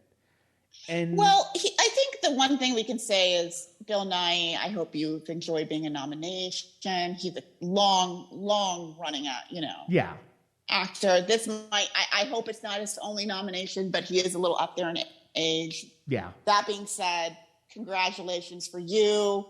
Paul Mescal, I hope this is not the only time we see you. Then there were 3. Yeah. The thing I will say is that, Brendan Fraser, the Globes were in this damned if they do, damned if they don't position. They decided to go with Butler, which I honestly, when I look at the nominees, that was probably, even if Bill Nighy was nominated, but he didn't go. Yeah. That was probably the only one who would have been able to accept it and not say something, given everything that happened. Yeah. Because if it had been like Hugh Jackman, he probably couldn't have accepted it in good conscience, knowing, the biggest competitor has this really sordid affair with it. Whereas a 30-year-old in their breakout role is going to be like, screw you, I'm going to take my award. Yeah. Now, the worst thing for Brendan Fraser happened at the BAFTAs when I was thinking, and I felt really bad for Colin Farrell because I thought he was going to win after it won Best Supporting. Mm-hmm. The best thing that could have happened for Brendan Fraser if he was going to lose BAFTA was to have lost to Colin Farrell, because we could have said, well, that darn old accent, it won British film, it won screenplay. Hell, it probably was very close to winning picture. Yeah. So you can't write it off as flag waving. Mm-hmm. The one thing that, and I got a lot of flack about saying Austin Butler's, they're going to slap the stud. And people did say, well, Nicolas Cage won and he was only 32, and Rami Malek was on the younger side, and Eddie Redmayne was younger. And I would say, yes, you are right. But the difference is it wasn't their breakthrough role. Yeah. It wasn't the first time we've seen them. Emmy winner Rami Malek. Mm-hmm. Eddie Redmayne had been in 2 Best Picture nominees beforehand. Nicolas Cage had been in a Best Picture nominee beforehand. Mm-hmm. Moonstruck. Yeah. Might have been another one, but I love Moonstruck. This is the time of year when, all those old Best Picture nominees and winners are on. And I don't know why, but if you've never seen Moonstruck, I've seen it. It's been a long time, but I have the Criterion, so I need to. I have the Criterion, so I'm due a rewatch. But yeah, it is the most charming film. Mm-hmm. Oh my god! Yeah, just they don't make pure movies like that anymore. But still, it wasn't his breakthrough role. Yeah, they were very well established, and look how long it took for them to give it to Leonardo DiCaprio. And look how long it took them to give it to his grandfather, Brad Pitt. Yeah. I'm kidding. I just am like, when he won that Golden Globe, I'm like, it's got to be hard for Brad Pitt to watch his young replacement win. But still, they didn't give it to him for 7. Yeah. Brad Pitt in supporting. They've had their chances. I think that's why we come back to makeup. Yeah. You have to remember that I think it's been 12 years since they've expanded Best Picture to 8 or 10 nominees. It's been so. You have to. It happened in. I'm just pulling it up right now. The 2010 ceremony was the first time we had 10 nominations. So we've had 11 ceremonies. Yeah. Already, only Jeff Bridges has won Best Actor without his film being nominated for Best Picture. Yeah. But it picked up another award, which was Best Original Song. Mm-hmm. Maggie Gyllenhaal was nominated. So Stephanie, you think that not winning, she might not win. I get them all confused in my head. Hong Chau not winning, being there is a huge help for her, for Frasier. I say the reason why I said makeup is so important is when you look at the ladies who've won Best Actress without their film winning or being nominated, that's where you look at somebody like last year's winner. Oh God, now I have so many names in my head. You know how like you just can't remember it? So you have like Meryl Streep. Yeah. You have Renee Zellweger. Help me out with last year. Her name's right on my tongue and I can't see it. It's late. Jessica Chastain. Yeah. Picked up. Yeah, makeup. you're right. You're right.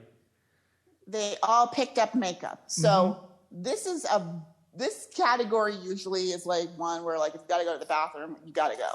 But makeup is very important because if the whale can win makeup, then there is a hope. There is still a chance that Frasier can win. Yeah. He got a standing ovation at SAG. So there is a possibility for him to do this with only picking up Critics' Choice and SAG. It reminds me a little of the Mickey Rourke, Sean Penn year. Yeah. But, oh, God. Because, there's another Darren Aronofsky film. This did not work for Mickey Rourke. But, Sean Penn and Milk was just not going to lose. No. Yeah, and, I mean, another one granted, he was never going to lose, but I also thought about Martin Landau for Ed Wood winning, and the movie wins makeup as well. But, I mean, Martin Landau was and again, we don't... the consensus by that point, so... And again, we don't know, with these BAFTA wins, if it would have made a difference because SAG was last. Yeah. Maybe, I don't know if in the case of Anthony Hopkins it would or would not with Chadwick Boseman. I don't want to reopen that wound for people. Yeah. But we also have to remember one thing, and I'm not saying this to be crass. Lisa Marie Presley did just pass away right before BAFTA. Yeah. So there may have been a little swell of momentum. We don't know. We don't know. I feel bad even putting that out there, but it is something to consider. It is. I mean, it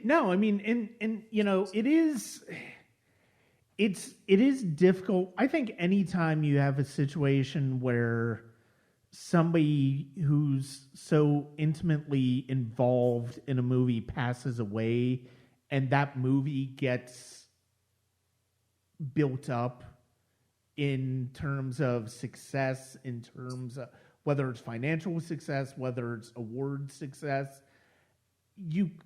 it's almost inevitable that you're going to have those lingering things of thinking of, well, did that have a part to play in it? I mean, one of the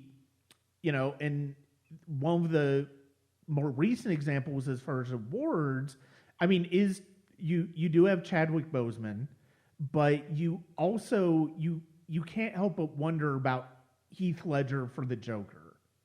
And it's like, if he had lived, I still kind of feel like he would have had momentum for at least a nomination because of the performance, but would there have been such motivation to with give those it to nominees him? that year? Yes, because they didn't nominate Dev Patel. If Dev Patel was in the mix the entire season and supporting actor, that might have been a different story. Yeah. But the difference is that the difference between Chadwick Boseman and Heath Ledger was a previous Oscar nomination. I hate to be that person, but Peter Fink, who also won posthumously, was a previous Oscar nominee.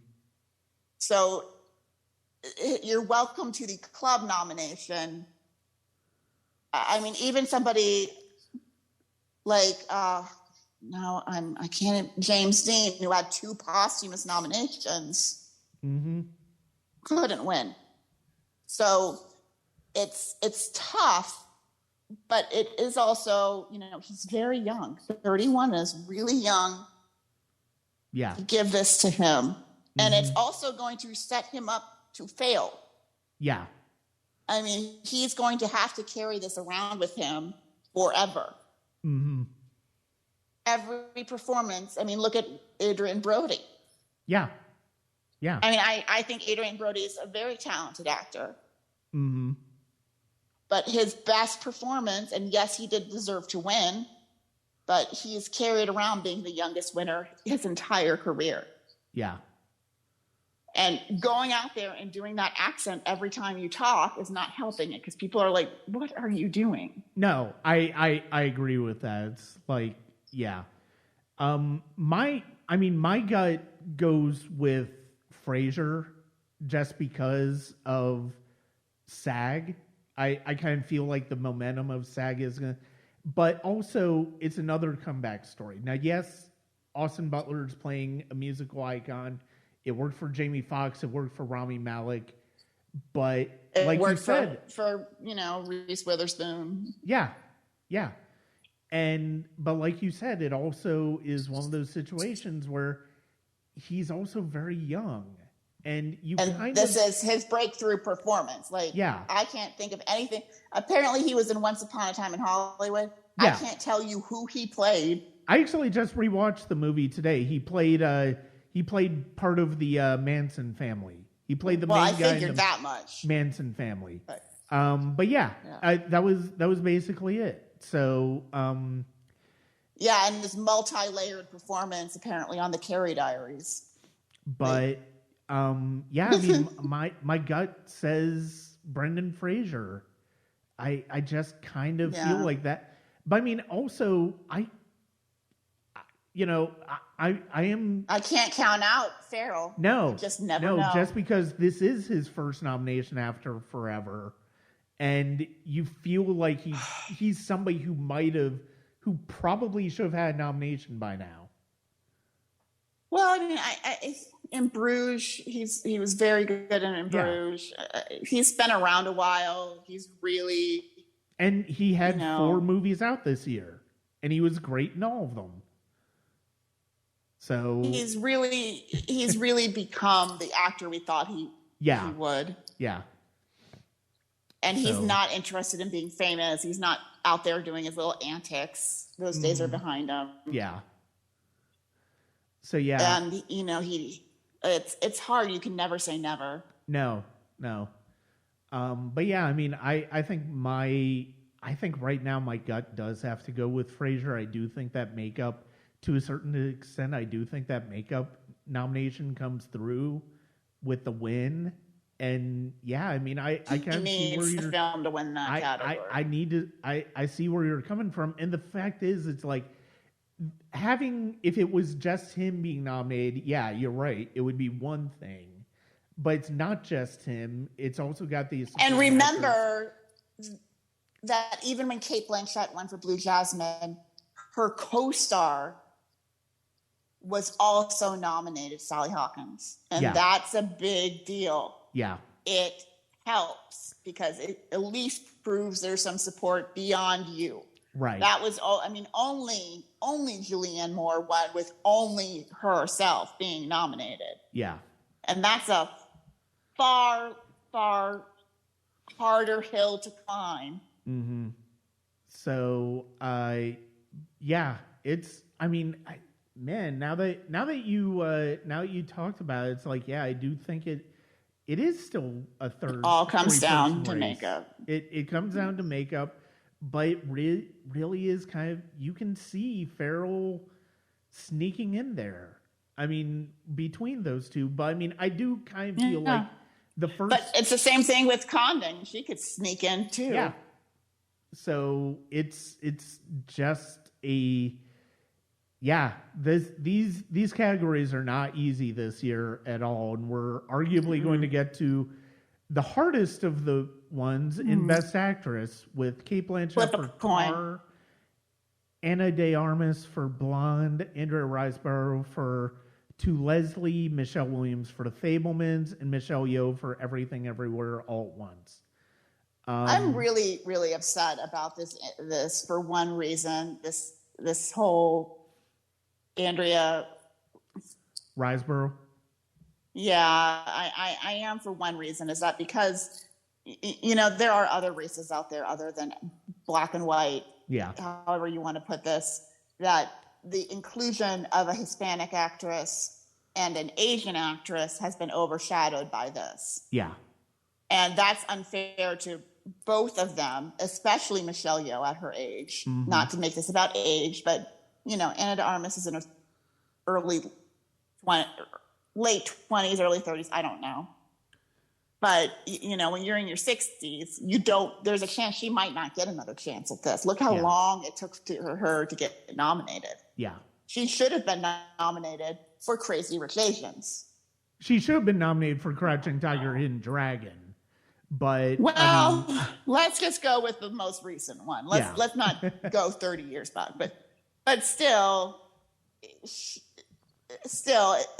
Andrea Riseborough, it's one thing for like what Edward Norton said, hey, I saw this great movie, everybody check it out.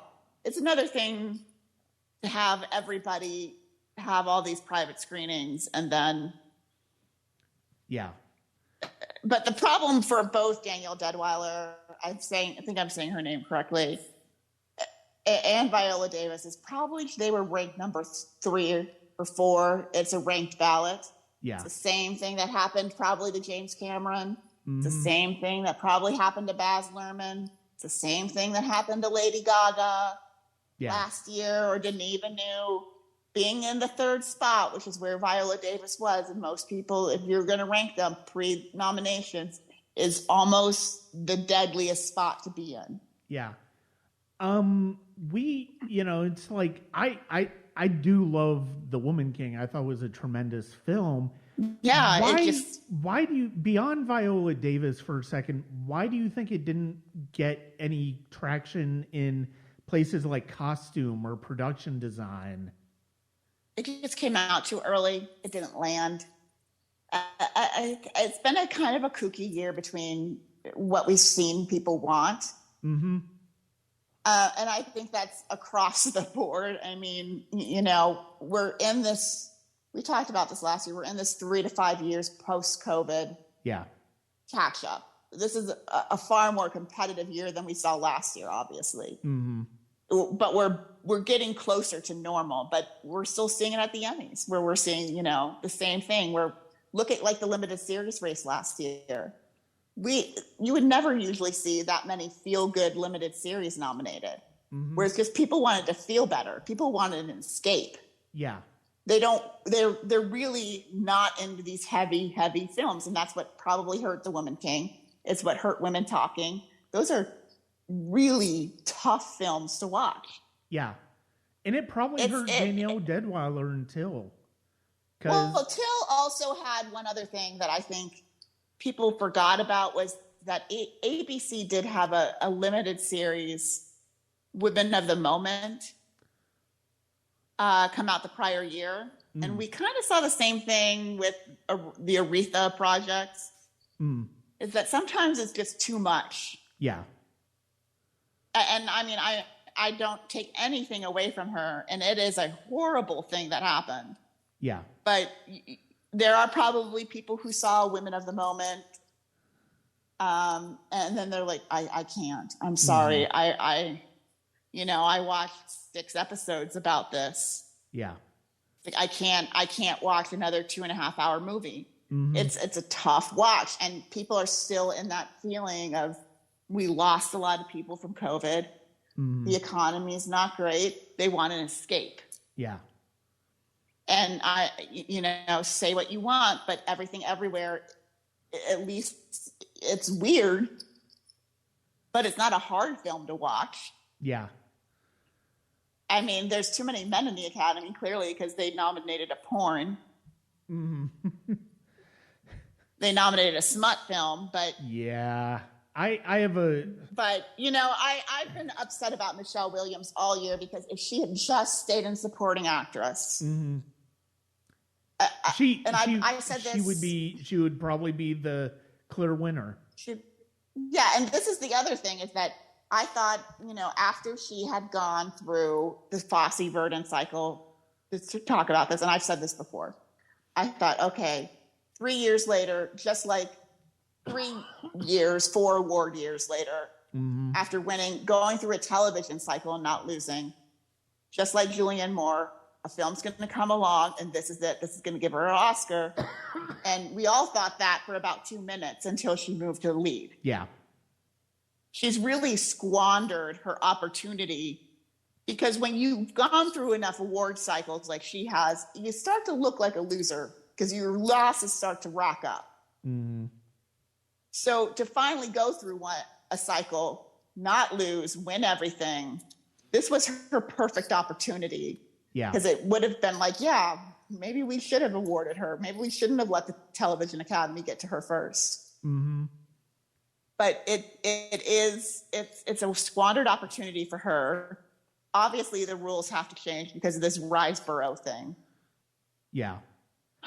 But it's just hard for some of these films that are tough to watch. I mean, even the Banshees of Inisherin, it's not a tough film to watch.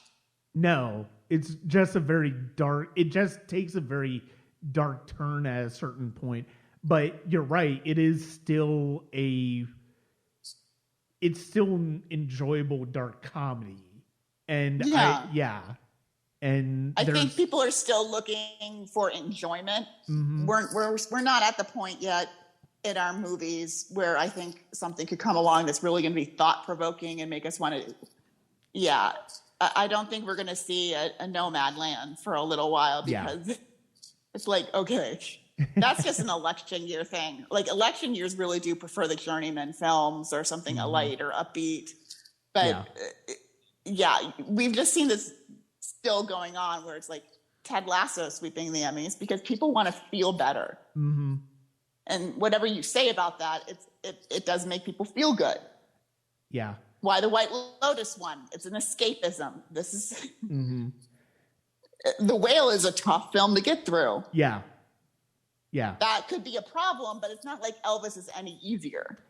Well, and I also think there is the fact that I think the fact that you have Brendan Fraser's quote unquote comeback story is what is making, and the fact that this is him showing his talent. We haven't seen this since God and Monsters. His talent for the first time in ages, if not ever. And I think that God and Monsters, he did show it to us briefly. Of course, how can I completely forget? Because I always will support Brendan Fraser. He should have been nominated for Gods and Monsters. He gave a great performance in that movie. Ian McKellen should have won his fucking Oscar. Oh God! I mean, I remember that night. I remember that night. Oh. It was and the thing is, it's like I love. We're getting off track. He would win nowadays. The fact of the matter is, it's won. like I'm somebody who loves Life is Beautiful. I completely understand people don't. Mm-hmm. It was ridiculous that Roberto Benigni won Best Actor. That was in the tail end of the director. That was in the tail end of the actor-director period in Hollywood, where we saw, and believe it or not, we're right now in the foreign director period. And when they course correct, and the DGA thinks they've done too much, it's going to be a while. Yeah. They're going to go, okay, we've taken this a step too far. But I do think, let's just get to lead actress. Like, who are you picking? Yeah. So I feel like sort of in the same way that Halle Berry's win for Monsters Ball was secured by SAG, I kind of think that's where I'm going with Michelle Yeoh. And it goes to being last and, being the last word in it, as well as the fact that, like you said, what is the likelihood of her ever being here again? Well, and I think the thing you have to remember, you can say what you want about these, but Kate Blanchett graced television with her presence and couldn't get a fucking award out of it. Yeah. Like most people, when you just hear Kate Blanchett's going to do an FX limited series, everyone screams Emmy. Yeah. And she couldn't win a Globe. So people are kind of on to her shtick a little bit. Right. And also, she's never been in a Best Picture winner. Yeah. You could argue she's never been a feature. She's never been more than a featured performer because she was in Lord of the Rings. Yeah. But she's never been a supporting actress or a lead actress. Where when you look at Frances McDormand, who has recently won 3 Oscars. Yeah. Every film that she won Best Actress for, you could say either one Best Picture, or the other 2, Fargo and 3 Billboards, were the runner-ups. Right. Yeah. Maybe you could say that about Aviator, but Meryl Streep has been in a Best Picture winner. Yeah. She was a support. I don't know. I think it's almost too easy. Yeah. I just feel like it's too easy to give it to her. Well, and it's too easy of a performance for Blanchett to give to. I'm not. Mm-hmm. It's not like she's stretching herself when she played Bob Dylan. Yeah. Whereas for Michelle Yeoh, an Asian actress has never won Best Actress. Mm-hmm. It's been 70 plus years since Hang S. Noor won for supporting actor. No, it's been closer to 40, but it feels like 70. I can't remember. It feels like 70. That's fine. I was under the impression that an Asian actress hadn't been nominated for actress, but I got my, you get your facts, your countries mixed up. Asia is a big country. Yeah. I'll just say a big continent. Yeah. But it is,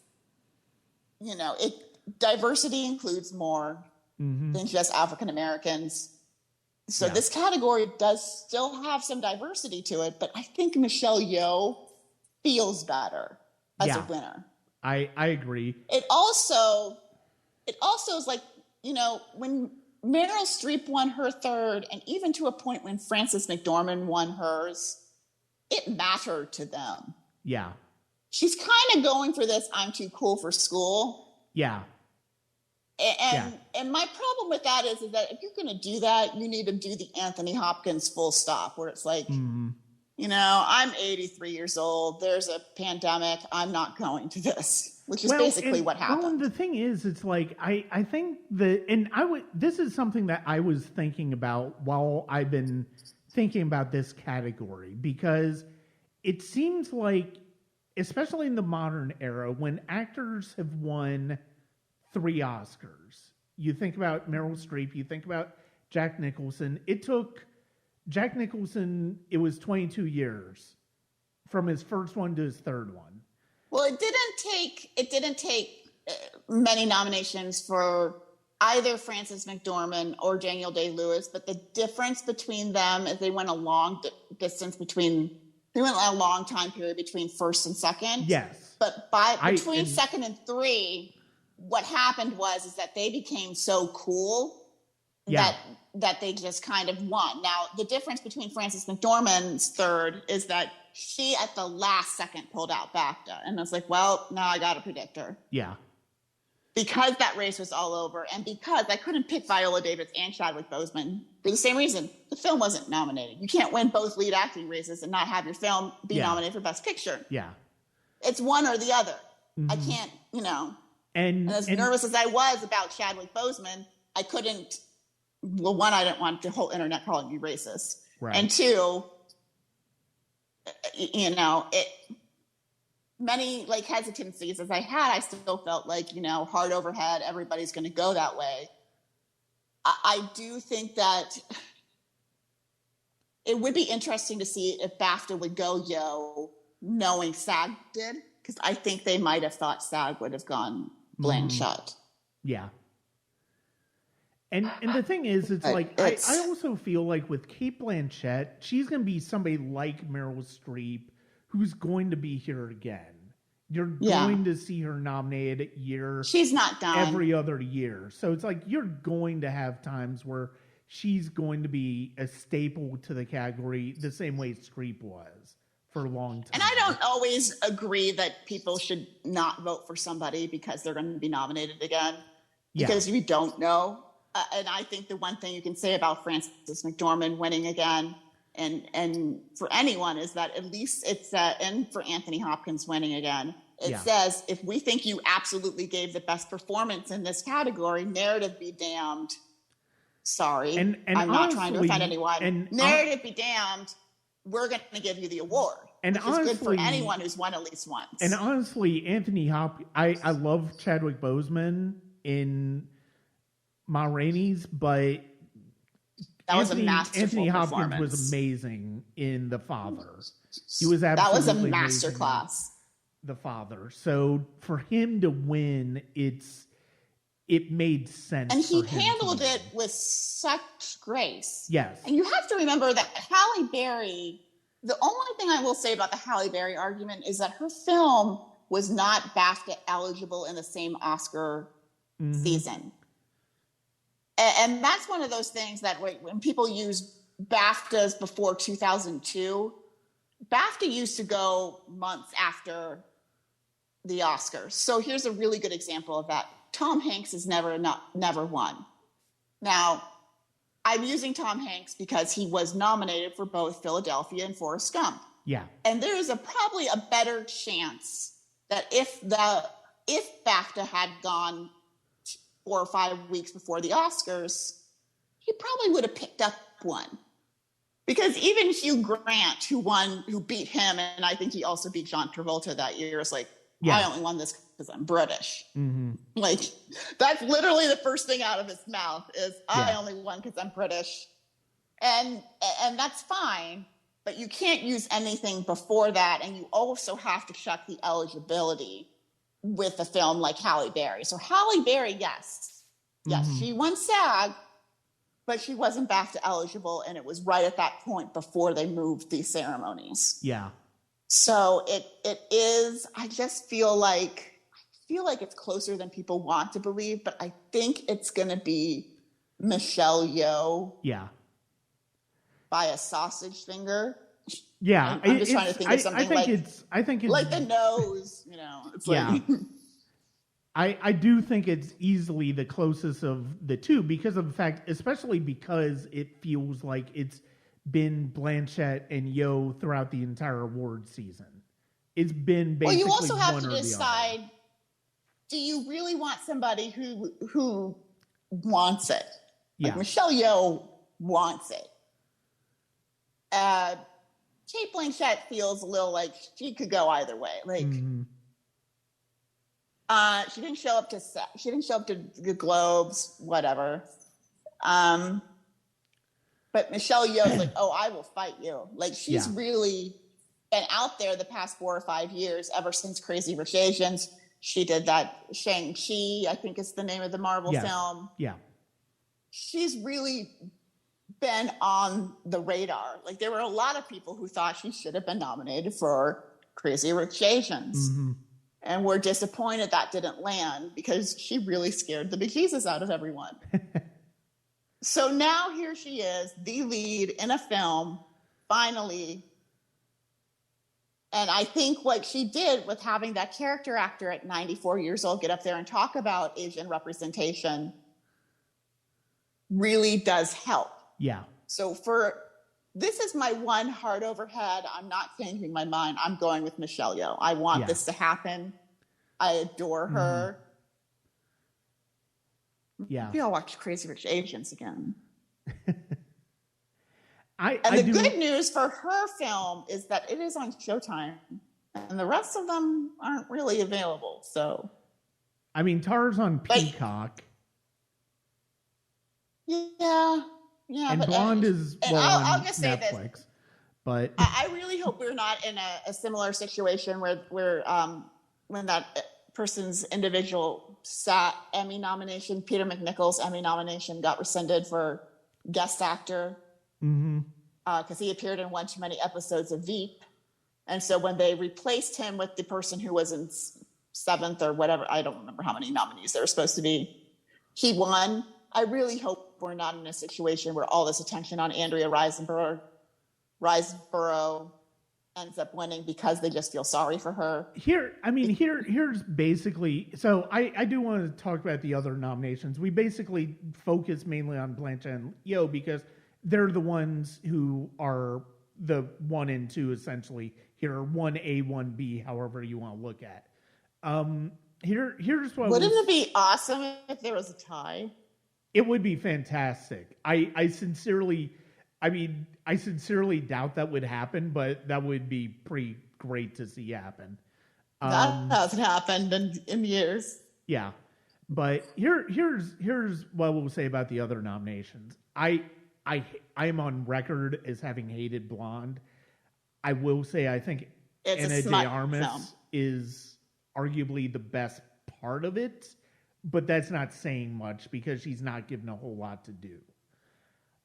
While I do agree with you that Michelle Williams had clear path to Oscar had she stayed in supporting actress, I am somebody who does think that it is her performance in Fabelmans is a true lead performance. It is as important of a performance as Gabrielle LaBelle in anchoring that film. But that being said, she should have stayed in supporting if she wanted to get an Oscar. As far as Andrea Riseborough, I finally got a chance to see the movie yesterday, and what I will say is, Peter Scolari who went on to win. That was the year I was talking about, 2016 with the Emmys. I just wanted to throw that out there. It was girls. Okay. So what I will say about Riseborough is that once you see the movie where she basically plays a train wreck who's trying to redeem herself, you kind of see where it became beloved among actors because of the fact that that type of role is catnip for actors as far as Oscar voting. It really is. And it's just the way they went about it. It just doesn't. Yeah. The fact that the grassroots aspect of it is. But it's not like it was a grassroots. This was people in private screening rooms in a way where it just doesn't feel right. Yeah.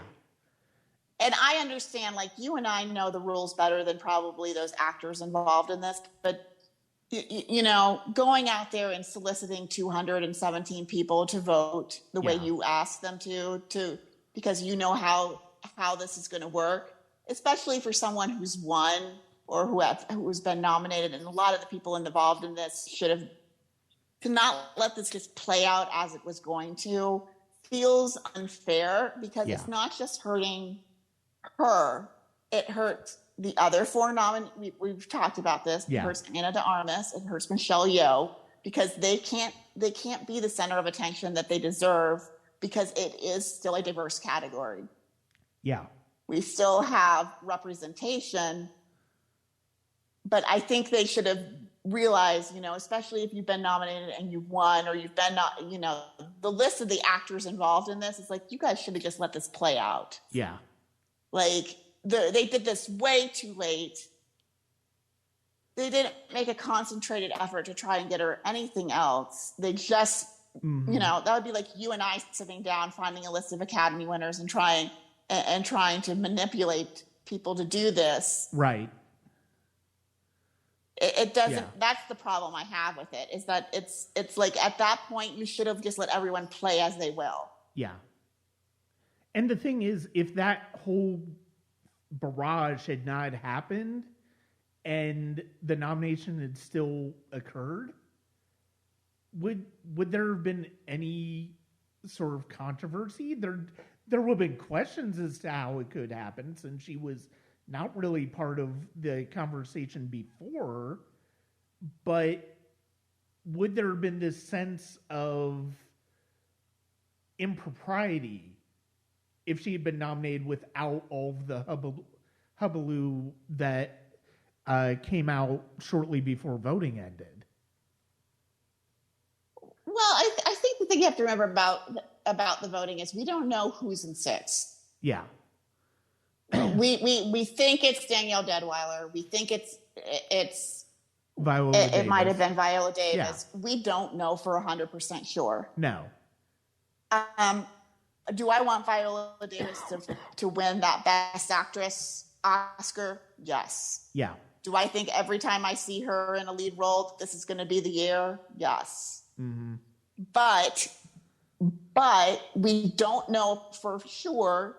But we also, you and I can usually, people who are following this as closely as you and I do, and other pundits usually have about 15, 20 people that as the names start to whittle down, you start thinking, okay, well, it's a long shot, but so-and-so may still do it. Yeah. Penelope Cruz may still do it. So-and-so in this film might still do it. And, if Jennifer Lawrence had been the 5th person, we would have gone, well, it's on Apple TV Plus. Yeah. Maybe everybody just saw it. It was a few years ago with, I think it was that Sandra Bullock Bird Box movie that came out right before Oscar, that came out in the eligibility period, where it's like, well, yeah, if that had happened, which didn't, but if it had happened, we would all said, well, it was on Netflix. It was the #1 movie. Everybody watched it over Christmas. It makes sense. That's not what happened here. No. What happened is that someone figured out that you need 218 #1 votes. Now God knows what's going to happen next time. I don't think expanding the Academy is a good idea. Mm-hmm. But it does raise a question of how many private screenings is too many. Yeah. And that's where it comes down, is that they didn't let this just play out as they will. So who was number 6? Right. I mean, like you said, it could have easily, especially with Brian Tyree Henry being nominated for Causeway, it could very well have been Jennifer Lawrence for Causeway. She probably was in the top 10. Yeah. Let's face it, people were still saying, and she might still get nominated. Usually she gets something else along the way, but there are names where it's like, when Judi Dench all of a sudden just shows up out of nowhere. It's like, yeah, okay. Yeah. Nobody liked that she got nominated for Belfast, but sure, we see how this happens. Mm-hmm. That's the problem, is that they just didn't let this play out as they will. And maybe if you love her so much, put her in your other projects. Yeah. So she gets the opportunity, instead of manipulating this and putting her in this situation where now I have to think of her as probably in 3rd place, because God only knows what these people are going to do. Yeah. Yeah, no, exactly. Which is not fair to the other nominees, especially the other 2 first-time nominees. No. Which are the 2 other people of color. Yeah. No, that is an excellent point. And, how many Hispanic actresses have been nominated for Best Actress? The last one I can think of would probably be Selma Hayek. Yeah. I think you're right. Well, because Penelope Cruz is Spanish. Yeah. So yeah, I do think it is. I do think Salma Hayek is it. So this should have been a very big moment for Ana de Armas. She can't even be the story of the category. Yeah. Being the first Hispanic actress nominated in a while. Mm-hmm. Michelle Yeoh can't enjoy the attention. No one cares if Kate Blanchett's is ruined, because, she's going to be nominated again, probably. Yeah. Yeah.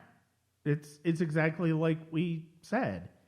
So, I do feel like we do have 2 more categories here, but they're 2 of the easiest ones, I think, to cover because we basically know what's going to go ahead and give the nominees for Best Director, and I'll just say my bit. So yeah, Best Director, we got Martin McDonagh, Banshees of Inisherin. We got the Daniels for Everything Everywhere All at Once. Steven Spielberg for The Fabelmans. Todd Field for Tar. Ruben Östlund for Triangle of Sadness. Well, the one thing I will say is that the Daniels did not win BAFTA, which the good news for them is they did not lose to somebody who's nominated. That's Yeah. a big relief. It does leave, and I'm just stirring the pot. We got to add a little drama to some of these categories. It does leave the door slightly ajar for Spielberg, but it's probably not going to happen. Yeah. I remember when a lot of people were thinking, oh, could this be the year that Spielberg finally gets his third Best Director win? And yeah, that lasted for about 5 seconds, it feels like. I would still love to see him win because I think he does some phenomenal work in The Fablemans. But honestly, what the Daniels pull off, and he's past his prime. Yeah, it's well, I mean, he's also making very different film. Well, I don't know if I would say he's past his prime because I mean he's West Side Story and Fablemans. I think are absolutely. He's had a good couple of years, but he's not been as innovative as he's been. No, he was 20 years ago. That is absolutely true. I will agree with you on that. And I also just feel like he's so interested in saving film that he doesn't understand it's changed. Yeah. And I also feel like the whole time I was watching The Fablemans, and one thing I did look into when it did look like it might win was it's too long to win Best Picture nowadays. It's almost too long a film. Yeah. It's about 50 minutes too long to win Best Picture. And that's something these people need to think about is that, when you keep losing to films, when you look at the difference between Coda and The Power of a Dog, you know what the big difference is? About 45 minutes. That's the big difference. And some of these films and some of these older directors, some of these younger directors, hell, Justin, Damien Chazelle's and that has that problem too, where it's like, just because they'll let you have final cut doesn't mean you shouldn't cut your film. Right. No, absolutely. Yeah. No, at least West Side Story didn't feel its length. This felt its length. Mm-hmm. Yeah, I mean, I do think. Yeah, I mean, this is the Daniels far and away. I think. I mean, yeah, them not winning BAFTA is a possibility, but like you said, they also. I'm just adding a little drama. Yeah. It's just stirring the pot. Come on, do you want this to be like, yeah, sure, it's this one. Let's move on. Well, I mean, we're at the two categories that are arguably some of the easiest to predict this year. Well, we got to add a little intrigue. Yeah. We got to add a little intrigue. They didn't win BAFTA. They didn't win the Globe. There's, if you're Steven Spielberg, you still have a little hope out there. Yeah. Oh, I forgot. I did forget they didn't win the Globes. Wow, I forgot about that. There you go. Yeah, I forgot about that. They didn't have the best Globes. Yeah. They did not have a good Globes. So that brings us to Best Picture with All Quiet on the Western Front, Avatar: The Way of Water, The Banshees of Inisherin, Elvis, Everything Everywhere All at Once, The Fablemans, Tar, Top Gun Maverick, Triangle of Sadness, and Women Talking. What were your thoughts on Triangle of Sadness? I couldn't sit. I just got too bored. I think there's some. I need to try again. I sometimes think I think sometimes when you watch a film, sometimes you're just not in the mood to watch anything. And I think that was where I was when I saw Triangle of Sadness. Right.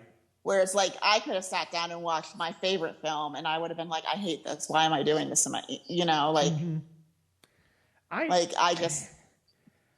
I kind of feel like Triangle of Sadness, it's got two very distinct halves, and I think the second half is considerably stronger than the first half.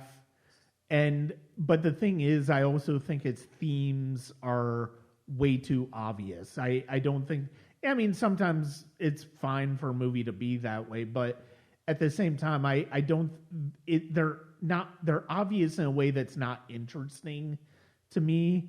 And that was my biggest issue with Triangle of Sadness. But I mean, this is the one thing I'll say. We all know it's probably Everything Everywhere All at Once, and this is why I say there's still a little chance in director. Because let's say you're filling out your ballot, and you're picking Everything Everywhere, and then you're checking off 3 of its actors. Yeah, you might not. You might go, okay, that's enough. Yeah. Maybe we'll give it film editing, but come on. That's why I say, maybe Spielberg has a little bit more of a chance than he's thinking, Mhm. just because it's like, when we're talking about a film winning. So let's say what we've talked about it winning so far, Everything Everywhere. Picture, director, editing, supporting actor, supporting actress, and best actress. That's 6 awards. And we're not talking about 5 tech categories in best picture. Yeah. That's top categories. Yeah. So I'm just saying, if you're checking those off, maybe you don't connect film editing to this big sweep, but you might connect director with supporting actor, actress, and actress. Right. Where you're like, yeah, that's a lot. That's a lot of words. I mean, it really, I do think it really does boil down to whether the Academy voters at large are comfortable with a movie essentially sweeping versus, well, do we want to spread the wealth around? And I don't think they mind a sweep. I think it's just been a while since they've had a reason to do so. Yeah. I think that I think some of it's been timing. Like if The Revenant had come out a year before, came out the year of Birdman, and it hadn't ran into Mad Max, it probably would have done better. Yeah. No, that's true. It's just been a matter of timing. I mean, look at Birdman. All it needed was one acting win, and let's face it, it was the runner-up in every acting category it was nominated for. So, timing has played a role in some of these races being more competitive. Mm-hmm. This one is more competitive. The problem is that all of the competition is coming from everywhere. Yeah. Everything, Everywhere. I hate this title. I hate and love this title. Everything, Everywhere, All at Once. Yeah. So it's like it's either EEAAO or it's something else. Yeah. And that something else is usually either the Banshees or I mean, think of how the Banshees would have done if it came out 1 year earlier. Yeah. Oh my God. Mm-hmm. No, and you can't count out the Banshees of Inisherin because let's face it, if you win screenplay, that's a big award. It could just take screenplay and picture. Yeah. It's on HBO. That's very easy for them. Mm-hmm. No, that's absolutely true. And the thing is, I think one of the things that was kind of surprising this year, it seemed like there were so many movies in that upper tier of having the most nominations. And it was because of the fact that Everything Everywhere All at Once and Banshees each had 4 nominations. And because we were going through the technical awards and it took like 5 or 6 categories to get to Everything Everywhere All at Once. It seemed like being considered. Well, it's missing. It's like, this is one of the things that when I was looking at SAG, like, I knew it had 4 and people were like, well, what else could it have gotten? I'm like, well, it didn't get stunts. Yeah. You do have to look at BAFTA and think, is it a little on the weirder side to win Best Picture? Yes, mm-hmm. It is definitely on the weirder side. The Banshees of Inisherin, which is its biggest competition, is a far more traditional film. Yeah. Do I think All Quiet on the Western Front is going to win? No. But it is, the race isn't completely done. Mm-hmm. There is still room, but I do think the door, you just can't win PGA, DJ, and SAG.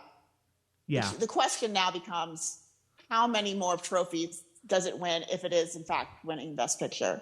Yeah. Or is it, we're just going to give it a handful of tech awards and 3 acting races, and then whoever wins Best Picture has to feel like crap? Yeah. Because let's face it, if you win 3 acting awards, direct and directing, or it doesn't win directing, I again, can't say it's not going to happen. Mm-hmm. But I don't think it will happen because they didn't nominate Spielberg at BAFTA, and that seemed a little odd. Yeah. It is a possibility that it could still lose because you have to ask yourself, those people who are ranking Banshee, those people who are watching Top Gun, those people who are going to rank Fableman's one, where are they going to put everything everywhere all at once? Yeah. And that is where things can get iffy. Mm-hmm. That's all I'm saying, is that, Yeah. you know, it's not over yet. It's not completely over. Mm-hmm. Even though it feels very over from the outside looking in, it could still, and I mean that's where that preferred, that the voting preferences come into play, and yeah, that's you do feel like that's been a big part for some movies doing better than others over the past few years, and yeah, it's gonna be an interesting Oscar night. It's either gonna be very interesting Oscar night or it's going to end up being a very dull one. But I think I do think one of the things I do like, and one of the reasons that I'm glad I'm bouncing these nominations off of somebody, is because of the fact that it does give you a chance to think about, well, maybe some of this is not quite as set in stone based off of things we've seen in the recent past with the Academy. And you know, I know everyone likes to say that Guillermo del Toro's film Shape of Water was an unusual Best Picture winner. Yeah, sure, very unusual. It's a movie, there's sex involved. That's not usually in a Best Picture winner. But it's basically Beauty and the Beast. Yeah. When you come down to it. This is very out there. I mean, this is like, here's a circle, and then here's 5 feet away where everything everywhere all at once belongs. Mm-hmm.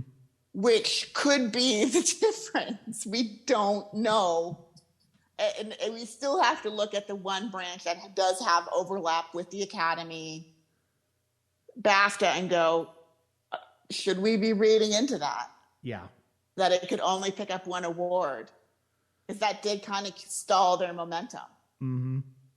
Because let's face it, if we went like we usually did, and that was the final argument, there would still be a lot more hope for someone like Spielberg. There would be hope there's still hope for Banshees. It won Best British Film. It won 4 awards that night. It had a great BAFTAs. Mm-hmm. And you have to figure the Academy, it was probably 2 in a lot of those categories. It's probably the number 2 choice in a lot of those categories as well. Yeah. So certainly, and that's also the interesting ensemble point about those acting races, is that maybe it's good for Angela Bassett for the fact that she isn't in one of those 2 films. Yeah. Maybe you are just fed up of the race being between those 2 films, and now that it's your turn to vote for the Oscars, maybe you just are going to tick her off because you're sick of it. Yeah.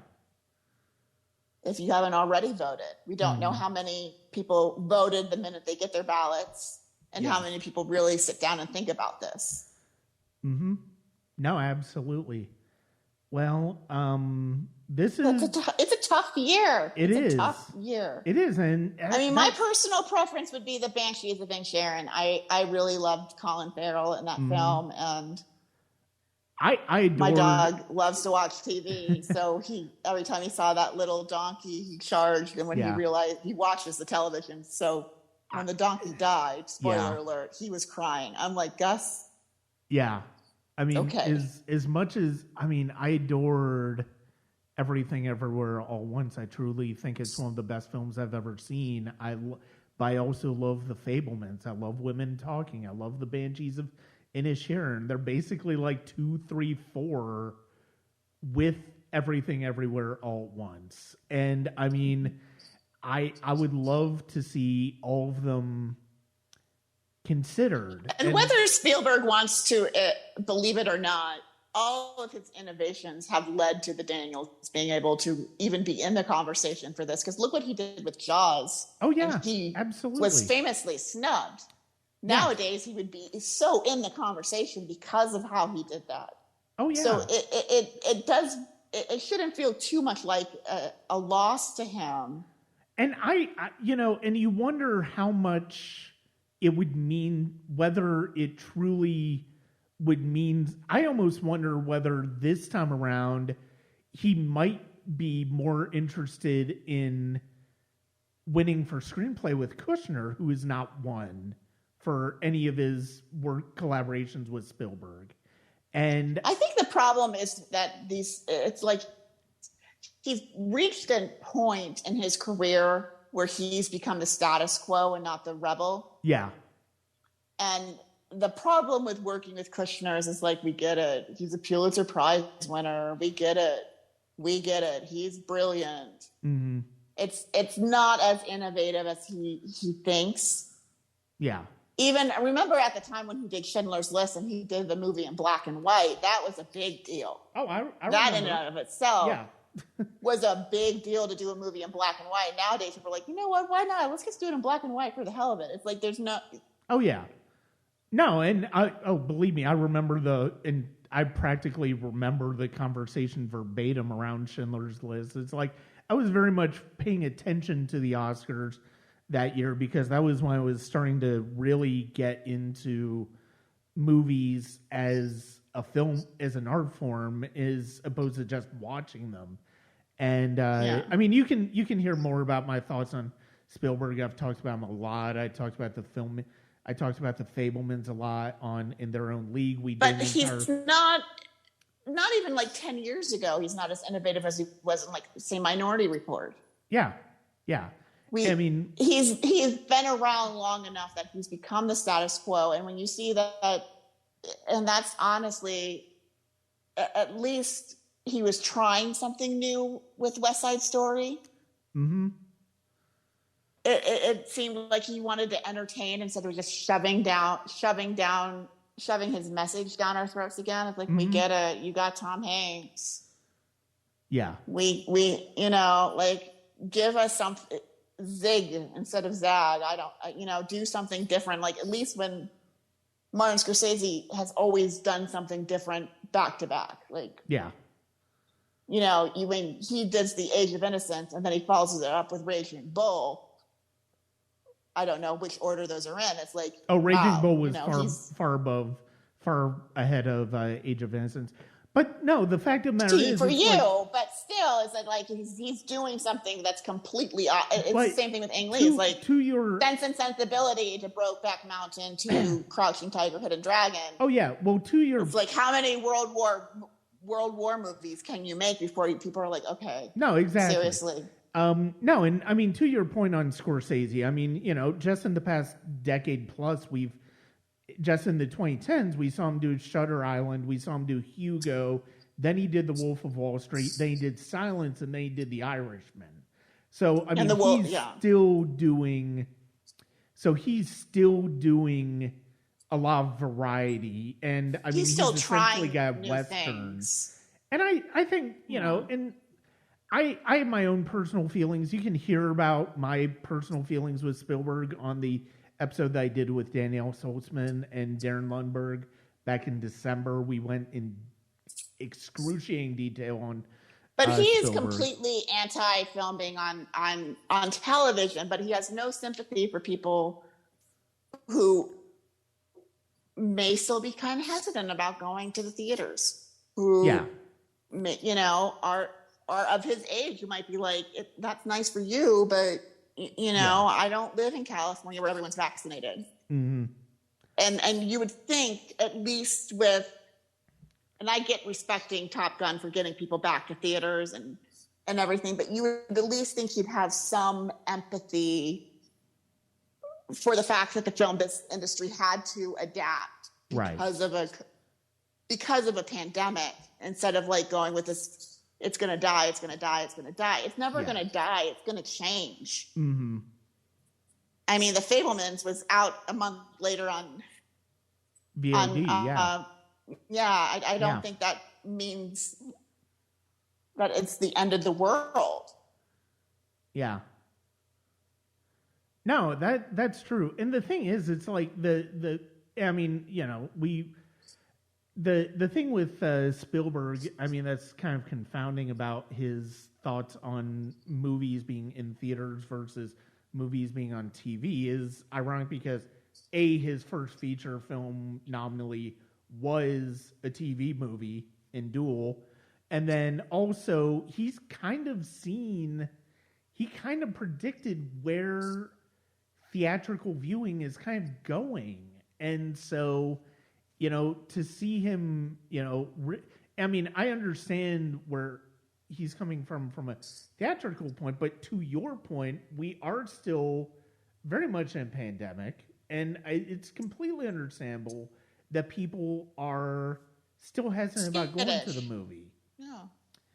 And and the thing is, it's like also you're looking at some movies, and there are certain genres that are dominating the marketplace theatrically that not, and especially with the way studios are dealing with theatrical windows, and especially Universal, you can kind of understand why people are starting to feel conditioned into going, oh, if I miss this film in theater, I can see it in TV in a month. But it's also like, it's not like I like the Fabelmans, but it started to feel its length. It's like, I want to walk out of the theater and be like energized. Like when I saw Black Panther, I felt good at the end of it. Like, I can't wait to see what they do next. Yeah. As the Fabelmans, I was like, oh my God. Mm-hmm. And there are people who, because, they just can't sit still that long in a theater. Yeah. And watch a film like that. And people have gotten used to being on their phones, and it's whatever you want to say. But I don't think it's necessarily a bad thing. I have I've talked about this in the past. I have an eye condition where, for me to enjoy a film in another language, it is easier for me. It's even hard on a large screen, flat screen. It's easy, Yeah.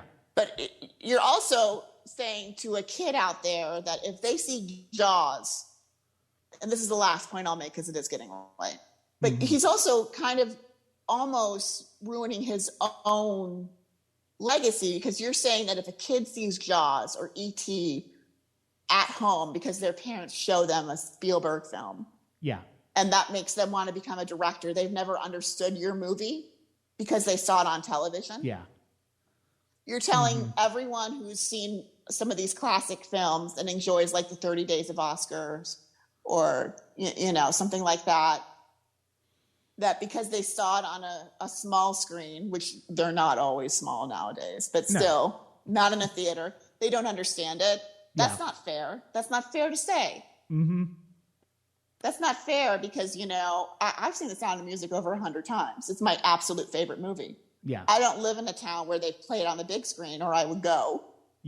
But you can't tell me I don't understand my favorite film.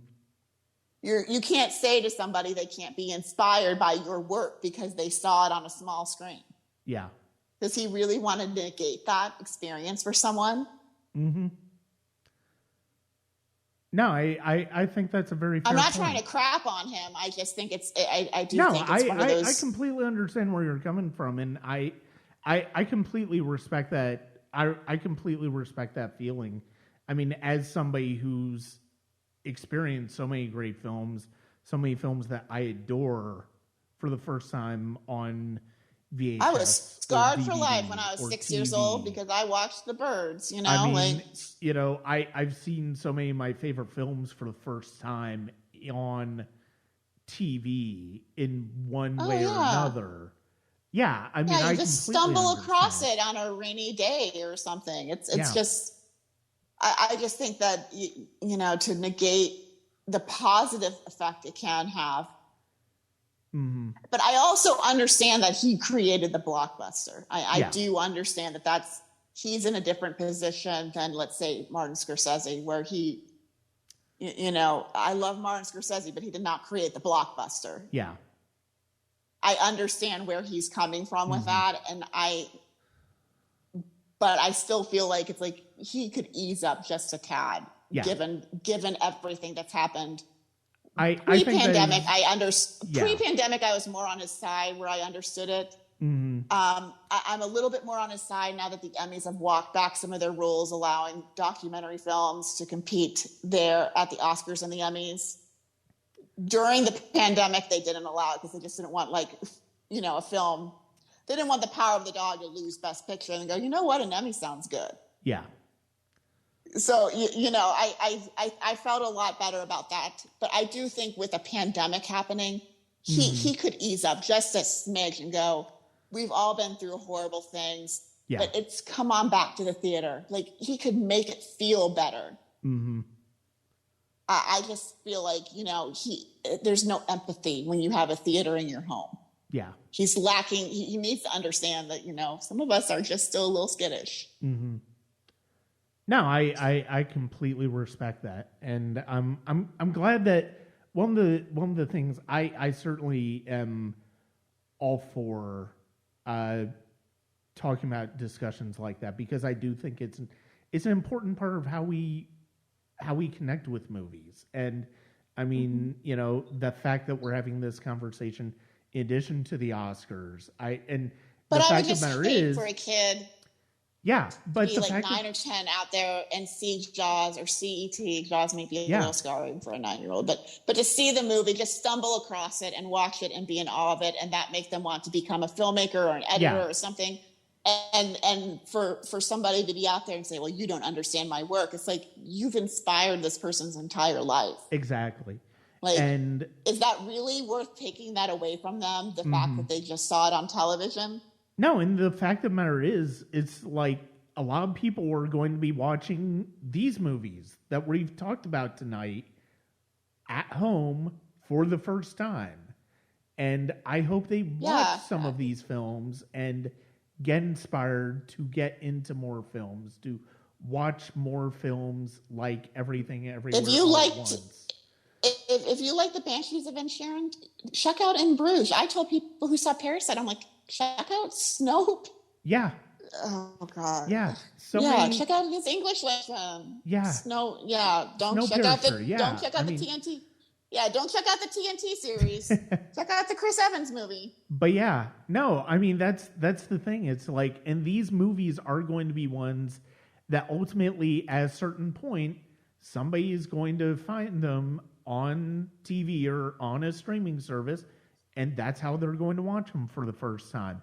And that is perfectly fine to do that, to be inspired by films that you've seen on TV for the first time.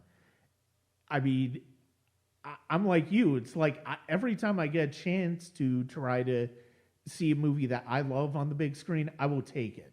I will absolutely take it. But just because I haven't seen it on the big screen doesn't mean I love it less. It means that I just haven't had the chance to see it on the big screen. Yeah, or you weren't born when it was on the big screen. Like, I can't go back in time and see Casablanca. Like, yeah. So, and I'm not going to a theater at midnight to watch people see Rocky Horror Picture Show. Like, sorry. Yeah. That's a bad example, but still, it's like. Well, I mean, yeah, it's also. I mean, that's a very unique case, and I mean, I could talk about that otherwise because I have actually done that, but it's one of those things where it's each experience is different, and the fact most important that thing I don't think anyone like you and I are going to be able to get like 22 out of 23 this year is a good thing, because I think it adds a level of drama. There is some, as much as I want Ki Hai Kwan to be a sure thing, I can't say it's a sure thing. Oh yeah, because he hasn't won everything. No, and he's got a little doubt. That's why I wanted to have this conversation with you, because of the fact that it's one thing for me to just go through these categories and say, here's why I think it will win. Here's why I think we'll win. Here's why I think this will win. But having this discussion with you, I've started to rethink some of my own thinking about this. And I'm more of an awards expert than I am a film critic. So that's been absolutely terrific. And Amanda, once again, thank you very much for joining me tonight to talk about the Oscars and to talk about movies in general. You're welcome. I hopefully will move up a page on your follow this person the next time you send out one of those threads. I was looking through the names and I'm like, why am I on third? Yeah, your show we today? definitely will. And the funny thing is, it's like once I started to get notifications for that today. It's like, wait a minute, I said that out 2 weeks ago, 3 weeks ago. Where's this coming from? But no, it is what. No, you definitely will, and I definitely. I'm just kidding with Yeah. you. You know, it's like, you're going to be on a podcast. You're like, oh, I got to find something to talk about. I'm like, wait, I'm on number 5 on the 4th page, and you're having me on today. You didn't think this one through, did you? But it's been a pleasure talking about these things. Yeah, and we will definitely do it again. This episode is one that I'm looking forward to people talking about, especially listening to and talking about, especially because of the different conversations we've had about the nominations, because of the discussion we've had about the big screen and stuff. It is really a terrific bunch of nominations this year. Like, there are very few. I mean, there are movies that I'm not a fan of, but ultimately, some of the nominations, it's like, well, there's always going to be movies. Yeah, but there's always going to be a movie that works for everyone else. It just doesn't work for you. Yeah. But I feel that way about Avatar. I just didn't see it because I didn't like the first one. Mm-hmm. I'm definitely not going to see it. Yeah, I mean, especially that doesn't mean it's a bad movie. It just means it's not for me. Yeah. So no, exactly. I mean, that's ultimately some of what we're talking about here on this particular episode. But yeah, Amanda, thank you very much for joining me. You are welcome. Thank you for having me. I'd like to thank Amanda once again for joining me on the podcast. It is a pleasure to talk to her. We went longer than I expected this year, but this year is an uncommonly interesting year when it comes to the Oscars, because even the technical side, as we discussed, seems like it's got a lot of questions still. I feel like there are fewer questions up at the top, but there's still some as far as where things are going to go on the technical side. I'm excited about that. We have now come to the point in the episode, though, where I do my 10 best films of 2022. And this was honestly a remarkable year. There are great films every year. The 10 best films for this year, though, are an uncommonly strong group. And I do not say that lightly, but when you consider a lot of the films that I love this year that did not make my top 10, it is kind of remarkable. Some of the other terrific films that are not in my top 10 are All Quiet on the Western Front, Apollo 10 and a Half, Space Age Childhood, Boy Scouts Honor, Bardo, False Chronicle of a Handful of Truths, Mad God, Scales, Sundown, which have fantastic performance by Tim Roth. It's on Hulu. If you haven't had a chance to see it, I highly recommend it. Prey, She Keeps Me, Bones and All, Hallelujah, EO, Apples, and Speak No Evil. And then you get to the films which had my highest rating, but didn't make the list. Black Panther: Wakanda Forever, Eternity on a Loop, The Woman King, The Whale, The Bond, Avatar: The Way of Water, Guillermo del Toro's Pinocchio, Fire of Love, and All the Beauty and the Bloodshed. All of those films deserve to be on a top 10 list, but none of them could crack my top 10 because my top 10 is honestly kind of remarkable. And it's the 10 films on this list this year are there for a reason. They either rattled me profoundly, entertained me exceptionally well, or did both. And that is a testament to how they went about their business. It's funny. I always save this for this one. When I was on It's the Pictures podcast recently, we went through our favorites of 2022, and I went with my genuine favorites of 2022. I went through my top 10 of that list because I wanted to talk more about those films in that context. Plus, I always save my top 10 for this. You will notice in their own league, I had my top 10, but I did it alphabetically because I wanted to save the order for this one. But if you know me, if you know how I feel about these films, or if you follow me on Letterboxd, this ranking will not surprise you at all. So we now come to my 10 best films of 2022. We are going to start with a short film that I saw at the Atlanta Film Festival last year in one of the Georgia blocks called Bad Dream. And it is basically a child going through his bad dreams, and they're all events that happen to Black Americans on a daily basis. It is a fantastically spare piece of filmmaking by Camilo Diaz that really captures the harsh reality of what it is to be Black in America in a way that is not sensationalized, very simple and very profound. This short rattled me, and I mean, short films have to be truly breathtaking to be on this list, and this one is. Number 9 is Maya from K11, and K11 is somebody who I truly consider a friend, and it's easy to say that because of just how much I love her films, but the fact of the matter is, you once you get to know her, you really come to realize that her films are truly a reflection of her and her journey. And I'll write more about that on in their own league recently.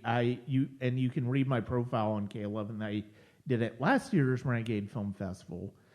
But there's certainly more to talk about with her at this year's festival, and it has to do with the Director's Cup Black Lake, which I will talk about in other contexts. Maya is another supernatural horror film, and it touches on some profound ideas of being a girl and what it's like to be tormented by the past, and Kay's visual filmmaking continues to be amazing, and this is a tremendous film. And when it becomes available, I cannot recommend it enough. It is a terrific, it's a terrific film, and Kay is somebody who. She is a voice that I'm excited to see progress over the rest of the time I get to see films of hers. And I can't wait to see what that's going to look like. Next up is RRR. And I've once again missed theatrically seeing this. But the fact of the matter is, even just watching on my computer screen was a tremendous experience, and I do hope to see it theatrically at some point. But even if I don't, this is just such a joyous experience of escapism, of history as entertainment, of filmmaking, of music, and of rebellion. And it's such a tremendous film, and I loved every moment of it. Number 7 is Marcel the Shell with Shoes On, which honestly moved me to tears when I saw it at the Atlanta Film Festival. And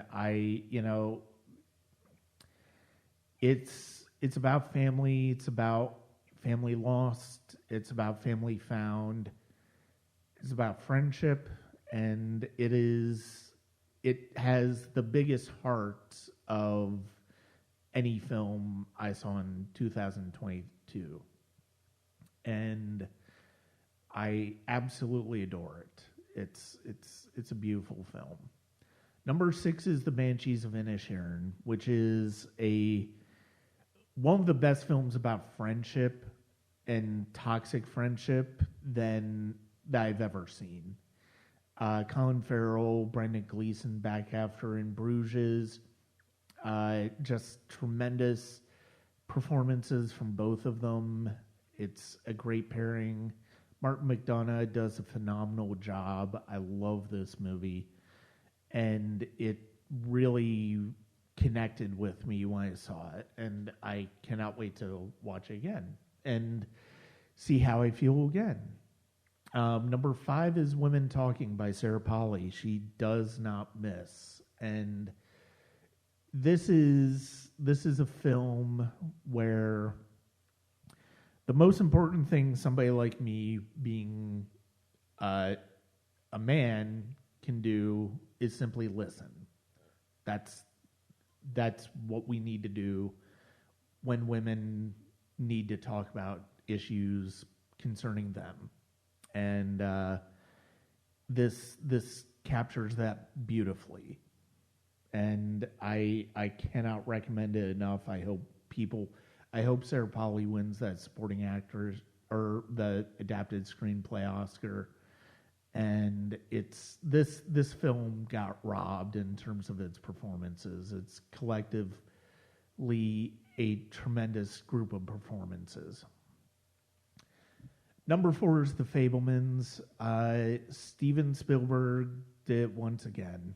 And this is honestly one of my favorite films of his. When we did our Spielberg discussion with Daniel and Darren,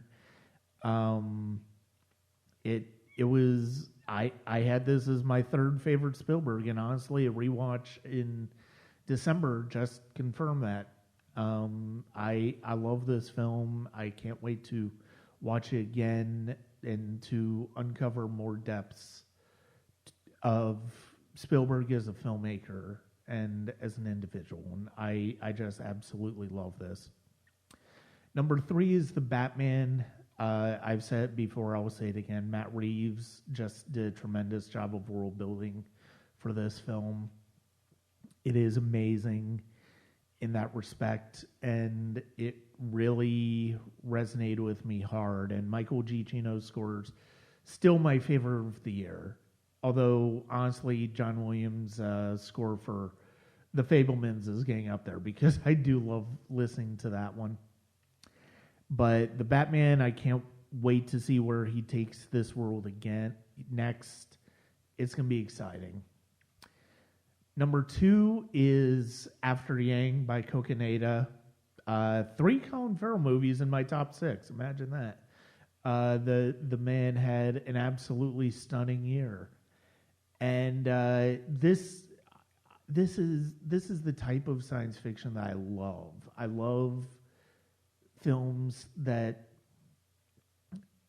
don't necessarily. Well, as much as I love a film like Alienoid that really leans into the science fiction, I also love films that really adapt science fiction to the real world. And I think this is a great example of that. It's a profound example of that. Coconada's script, the performances, what it means to be human and to interact with humans. What does that mean?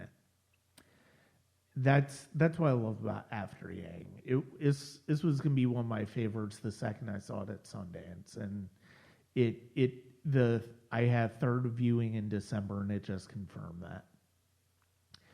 So that brings us to my number 1 film of the year, and it's honestly Everything Everywhere All at Once. Not only is that one of the best film of this year, it's one of the best films I've ever seen.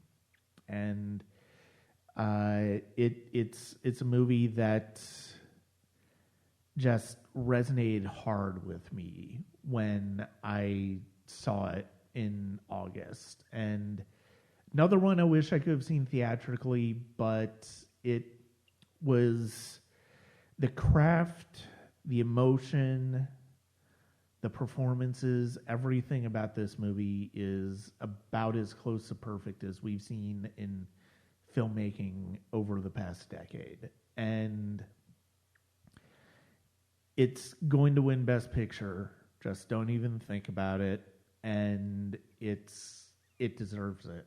It's truly one of the, when I say it's one of the best films I've ever seen, I do not take that lightly. I do not use that lightly to describe film. A film, especially modern film, has to do something remarkable to do that. And this one does so much. That's going to be it for this episode of the Sonic Cinema Podcast. Thank you for listening. As always, got some great episodes coming up. We have my Renegade wrap-up with some fantastic, insightful interviews. A couple people you're familiar with, a couple people you aren't. And it was just such a great experience this year. Also going to have a new guest. We're going to be talking about one of the great legendary actresses of Hollywood's golden age. Going to have two returning guests. Talk about really singular filmmakers. But for now, check us out at patreon.com/Sonic Cinema. Plenty of Renegade Film Festival coverage is there, including short film blocks. I'm doing really well this year as far as getting that stuff done quickly. Go to the Sonic Cinema Podcast, click like, subscribe, rate, and review wherever you listen to the podcast. Thank you so much. And then obviously www.sonic-cinema.com. Thank you very much.